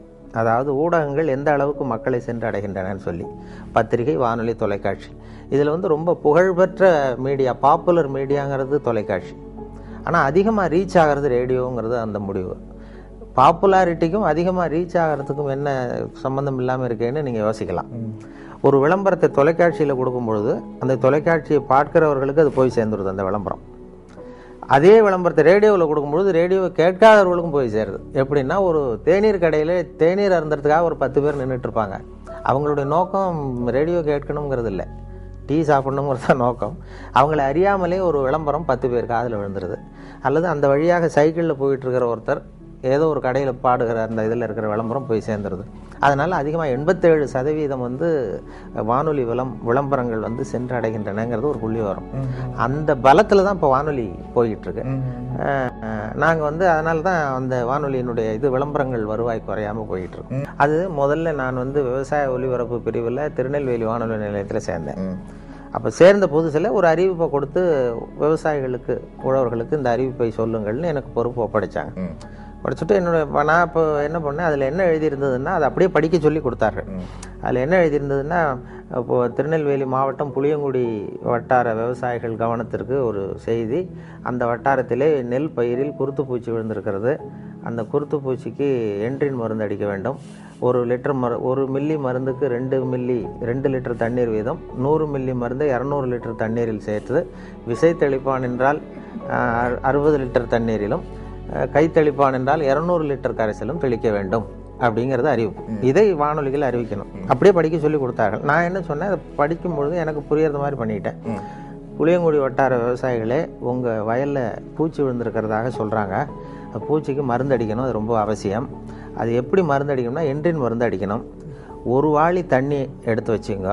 அந்த என்ட்ரின் மருந்து பாட்டில் மூடி இருக்க, அந்த மூடியால் 2 மூடி மருந்தை அந்த வாளியில் ஊற்றுங்க. ஒரு குச்சியால் கலக்கி வயலில் அடிங்க, சரியாக போடும் அப்படின்னு சொன்னேன். அதாவது மில்லி கணக்கை விட்டுட்டு, ஒரு வாளிங்கிறது 18 லிட்டர் 20 லிட்டர் தண்ணீர், ஒரு மூடிங்கிறது 4 மில்லி மருந்து. அதனால ஒரு வாளி தண்ணிக்கு 4 மூடி மருந்து அல்லது 2 மூடி மருந்துன்னு நான் கணக்கு சொல்லி போட்டேன். அப்போ அங்கே இயக்குநர்களாக இருந்தவங்க, என்னுடைய அதிகாரிகள், இது இப்படிலாம் வானொலியில் பேசுவது தவிர, இப்படி மொழியை கொச்சைப்படுத்தக்கூடாது, ரொம்ப அது துல்லியமாக சொல்லணும், சயின்டிஃபிக்காக சொல்லணும் அப்படிங்கிறது மாதிரி அவர்கள் என்னை கொஞ்சம் இது பண்ணாங்க. சரி சார், நான் திருத்தி கொள்கிறேன்னு சொல்லியிருந்தேன். அதுக்கு பிறகு அந்த புளியங்குடி வட்டாரத்திலேருந்து விவசாயிகள்லாம் வந்தாங்க வானொலி நிலையத்துக்கு. வந்து அவங்க இப்போ அதிகாரிகள்கிட்ட பேசும்பொழுது, சார் ரொம்ப காலமாக இந்த விவசாய அறிவிப்புலாம் கேட்டுக்கிட்டு இருக்கிறோம், ஆனால் இப்போ தான் நீங்கள் என்ன சொல்கிறீங்கன்னு எங்களுக்கு புரியுது விளங்குதுன்னு. அப்போ அவங்களே அதிகாரிகளே பார்த்து என்கிட்ட, நீ இனிமேல் இந்த விவசாய நிகழ்ச்சியில் மட்டும் வேணா அப்படி பேசு, மற்ற இதில் வேண்டாம் அப்படின்னு சொல்லியிருந்தேன். அதுக்கு மட்டும் அனுமதி கொடுத்தார்கள். அப்படி ஆரம்பிச்சது தான் அது. அப்புறம் அந்த பேச்சு வழக்குங்கிறதுக்கு ஒரு அங்கீகாரம் கிடைச்சிட்டது. அதாவது பாரதியாரே பேசுவது போலவே எழுதுவது சிறப்புன்னு சொல்லி ஒரு இடத்துல சொல்லியிருக்கிறார். ரேடியோ லாங்குவேஜ், வானொலி மொழிக்கே ஒரு இலக்கணம் உண்டுன்னு சொல்வார்கள். ஒரே வரி இலக்கணம். என்னன்னா, நாம சொல்றது கேட்கறவங்களுக்கு புரியணும், அதுதான் அதனுடைய இலக்கணமே. அவர்கள் பாஷையில அவர்களுக்கு புரிகிற மாதிரி பேசுறது தான் வழக்கம். அதுல அதுதான் வானொலிக்கு அவசியம். வானொலிக்கு நான் எழுத்தாளராக போனேன். விவசாய ஒலிபரப்பு பிரிவுக்கு ஸ்கிரிப்ட் எழுதி கொடுக்கறது, படிகள் எழுதி கொடுக்குற வேலைகள், அதாவது நிகழ்ச்சி அமைப்புகள். ஆனால் அங்கே எனக்கு ஒப்படைக்கப்பட்ட வேலை நிகழ்ச்சி தயாரிப்பு வேலைகளையும் கொடுத்தாங்க. அதுக்கு பிறகு எடிட்டர் அப்படின்னு சொல்லி ஆசிரியருங்கிற பொறுப்பில் சென்னை வானொலிக்கு மாற்றலாகி வந்தேன். அங்கே நாடக தயாரிப்பு பிரிவு, தமிழ் இலக்கிய பிரிவு, அப்புறம் விவசாய பிரிவு, அறிவியல் பிரிவு, இப்படி பல்வேறு பிரிவுகளில் வேலை பார்த்துக்கிட்டு இருந்தேன். அதுக்கு பிறகு ஒரு பதவி உயர்வு, நான் உதவி இயக்குனராக போய் உதவி இயக்குனராக ஒரு சில ஆண்டுகள் இருந்துட்டு அதுக்கு பிறகு ஓய்வு பெற்றேன். வேலையை பொறுத்த வரைக்கும் சென்னையில் திருப்தி, வாழறதை பொறுத்த வரைக்கும் திருநெல்வேலி திருப்தி. ஏன்னா அங்கே ஜன நெருக்கடி இல்லாத இடம். அதனால ஆஃபீஸை விட்டு வெளியில் வந்துட்டா திருப்தியாக இருக்கும். இங்கே ஆஃபீஸுக்கு உள்ள போயிட்டா திருப்தியாக இருக்கும், வெளியில் வந்தால் கஷ்டமாக இருக்கும், பஸ்ஸை பிடிக்கணும் அப்படிங்கிற கஷ்டம். அது அந்த நிலையங்களில் இப்போ நிகழ்ச்சி பொறுப்பாளர்கள் எந்த வேலையும் யாரிடமும் ஒப்படைக்கலாம். அது இப்போ அது இருக்கும். அடுத்த ஒரு பிரிவில் ஆள் இல்லை, அன்றைக்கு அவர் வரலைன்னா அந்த பொறுப்பை நாம் ஏற்றுக்கொள்ள வேண்டிய கடமை இருக்கும். அதுபோல் எனக்கு எல்லா துறைகள்லேயும் ஒரு வேலைகள், பொறுப்புகள் கொடுத்தாங்க. வெளியில் போய் பதிவு பண்ணுறது, பேட்டி எடுக்கிறது, நேர்காணல் பண்ணுறது. முதல் நேர்காணலே நான் விவசாய பிரிவில் இருந்தாலும் என்னை நேர்காணல் பண்ண சொன்னது இந்த நடிகர் தங்கவேலு, K.A. தங்கவேலு, நகைச்சுவை நடிகர், திருநெல்வேலிக்கு வந்திருந்தார் ஒரு நாடகம் நடத்துவதற்காக. அப்போ அவரை பேட்டி காண்றதுக்கு அந்த பிரிவில் இருக்கிற நண்பர் வரல. அதனால நான் விவசாய பிரிவில் இருந்தேன். என்கிட்ட ஒரு மைக்கு, அந்த ஒலிப்பதிவு கரையை கொடுத்து, நீ போய் அவரை பேட்டி எடுத்துட்டு வான்னு சொல்லி கொடுத்தாங்க. அதுதான் முதல் தடவை நான் அவர்கிட்ட போகிறேன். எனக்கு இப்போ முன் அனுபவம் கிடையாது, என்ன கேட்குறதுன்னு தெரியல. அதனால் போய் பேசிக்கிட்டு, இப்போ என்ன சார் நீங்கள் முதல்ல எப்படி நடிச்சிங்க, என்ன வேஷம் போட்டிங்க அப்படின்னு கேட்டேன். நான் அதை ஏன் கேட்குற தம்பி, எனக்கு அனுமார் வேஷம் போட்டு விட்டாங்க. ஒரு நாடகத்தில் அனுமார் வேஷம் போட்டு ஒரு ஸ்டூலை போட்டு ஒரு மூலையில் உட்கார வச்சுட்டாங்க. மற்றவங்கெல்லாம் வசனம் பேசிகிட்டு இருக்கிறான், எனக்கு வசனமே கொடுக்கல. நான் மட்டும் அனுமார் வேஷம் போட்டு மூலையில் உட்காந்துருக்கேன் ஸ்டூலில். இதுதான் எனக்கு கொடுத்த முதல் வேஷம்னார். நான் சொன்னேன், அப்படின்னா ரொம்ப கஷ்டப்பட்டு நடிச்சிருப்பீங்க போல் இருக்கே சார், சிரமப்பட்டுன்னு. அதில் என்ன சிரமம் தம்பி, அதான் வசனம் கிடையாது, அனுமார் வேஷம் சும்மா உட்காந்துருக்கிறது தானேன்னார். இல்லைங்க, அனுமார் வேஷம் போட்டுவிட்டு சும்மா உட்காந்துருக்கிறது கஷ்டம் இல்லையாங்க. அப்போ சரி சார், நான் என்ன மாதிரியே பேசுகிறேன் நீ அப்படின்னார். அப்போ எனக்கு உற்சாகமாக இருந்தது அந்த முதல் நேர்காணலே. என்ன மாதிரியே பேசுகிறேன்னார். அதனுடைய விளைவு என்னென்னா, அவருடைய கடைசி படத்துக்கு நான் தான் குரல் கொடுக்க வேண்டிய கட்டாயம், அவர் மாதிரியே பேச வேண்டிய ஒரு நிலைமை. பெரிய மருதுன்னு ஒரு சினிமா படத்தில் அவர் நடிச்சுட்டு இறந்துட்டார். அப்போ அவருடைய குரலுக்கு கொடுக்கணும்னு சொல்லி என்ன தான் அழைச்சிட்டு போய் அவருக்கு குரல் கொடுத்தேன். அவர் ஆரம்பத்தில் என்னை மாதிரியே பேசுகிறேன்னு சொன்னதும், அவரை மாதிரியே பேச வேண்டிய ஒரு சந்தர்ப்பம் கடைசியில் கிடைச்சதும் ஒரு பெரிய எதிர்பாராத ஒரு ஒற்றுமை. அவர் கலந்து கொண்ட கடைசி நிகழ்ச்சி கூட என்னுடைய மகளுடைய திருமணம் தான். மேடை பேச்சு ரொம்ப ஒரு அசௌகரியமான நிலை தான். இப்போ எனக்கு நான் ரேடியோவில் தான் பேசி பழக்கமே தவிர மேடையில் அனுபவம் இல்லை. ஆனால் ரேடியோவில் பேசுகிறதுனால இவர் மேடையிலையும் பேசுவார் போல் இருக்குன்னு சொல்லி கட்டாயப்படுத்தி கொண்டு போய் மேடை ஏற்றி விட்டாங்க. அதனுடைய விளைவு தான் அப்படி பேசிட்டு இருக்கிறது. மேடையில் இப்போ ரொம்ப நேரம் பேசுகிறவர்கள்லாம் குறைச்சல். முன்னாடிலாம் மணிக்கணக்கில் பேசிக்கிட்டு இருந்தால் பொறுமையாக கேட்பாங்க. இப்போ எல்லாமே சுருக்கமாக முடியணுங்கிறது மாதிரி. இந்த ஒரு தகவலே கொஞ்சம் புகழ்பெற்றது காரணம் சுருக்கமாக முடிகிறதும் ஒரு காரணம். 5 நிமிஷங்களில் முடிச்சுக்கிறோம். அதே தினம் 1 மணி நேரம் இன்னொரு தகவல் சொல்கிறேன் அப்படின்னு ஆரம்பிக்கிறதா வச்சுக்குவோம், பொறுமையாக கேட்க மாட்டாங்க. அதனால் மேடை பேச்சுங்கிறது இப்போ ரொம்ப நேரம் பொறுமையாக உட்கார்ந்துருக்கிற மனோபாவம் இல்லை. அதனால தான் வேடிக்கையாக கூட சொல்லுவாங்க, ஒரு மேடை பேச்சாளர் ரொம்ப நேரம் பேசிகிட்டு இருந்துட்டு ரொம்ப சார் மன்னிச்சிங்க சார், நான் கடிகாரத்தை கூட பார்க்க மறந்துட்டேன் இருக்கார். கேட்டுக்கிட்டு இருந்தவர் சொன்னாராம், ஏன் கடிகாரத்தை தான் பார்க்க மறந்தேன், பின்னாடி மாட்டிருக்கிற கேலண்டரையாவது பார்க்கக்கூடாதா அப்படின்னாராம். அப்படின்னா வாரக்கணக்கில் பேசிகிட்டு இருக்கிறான்னு அர்த்தம். அப்படி அந்த பொறுமை இழந்த எல்லாம் அவசர யுகம். அதனால் எதையும் சுருக்கமாக தெளிவாக சொல்லுவது முக்கியங்கிற நிலைமை வந்துட்டுது. அதனால் மேடை பேச்சுக்கு வரவேற்பு இருக்குது தமிழகத்திலையும். சரி, அதிக நேரம் காத்துக்கிட்டு இருக்கிறதுக்கு மக்கள் தயாராக இல்லை. அரசியல் இல்லை, இளம் வயதில் எனக்கு அந்த சில பொது உடைமை கட்சிகள் ஈடுபாடு இருந்தது மாணவ பருவத்தில். அதன் பிறகு இதுவரைக்கும் எந்த கட்சியிலுமே இதுவரைக்கும் ஈடுபட்டதில்லை. நான் கொஞ்ச காலம் படித்து முடிச்சுட்டு விவசாய அதிகாரியாக 3 வருஷம் இருந்தேன். அதுக்கு பிறகு உள்ளூர் பஞ்சாயத்து போர்டு பிரசிடெண்ட்டாக இருந்தேன். ஊராட்சி மன்ற தலைவராக 7 வருஷம் இருந்தேன். 1970 77 வரைக்கும். அப்போ எலெக்ஷனில் நின்றேன் உள்ளூரில், கட்சி சார்பு இல்லாமல் நின்று உள்ளாட்சி மன்ற தலைவராக இருந்தேன். அப்போ சில அரசியல் கட்சிகள்லாம் வாங்க அப்படின்னு சொல்லி இப்போ இந்த எம்ஜிஆர் அப்போ தான்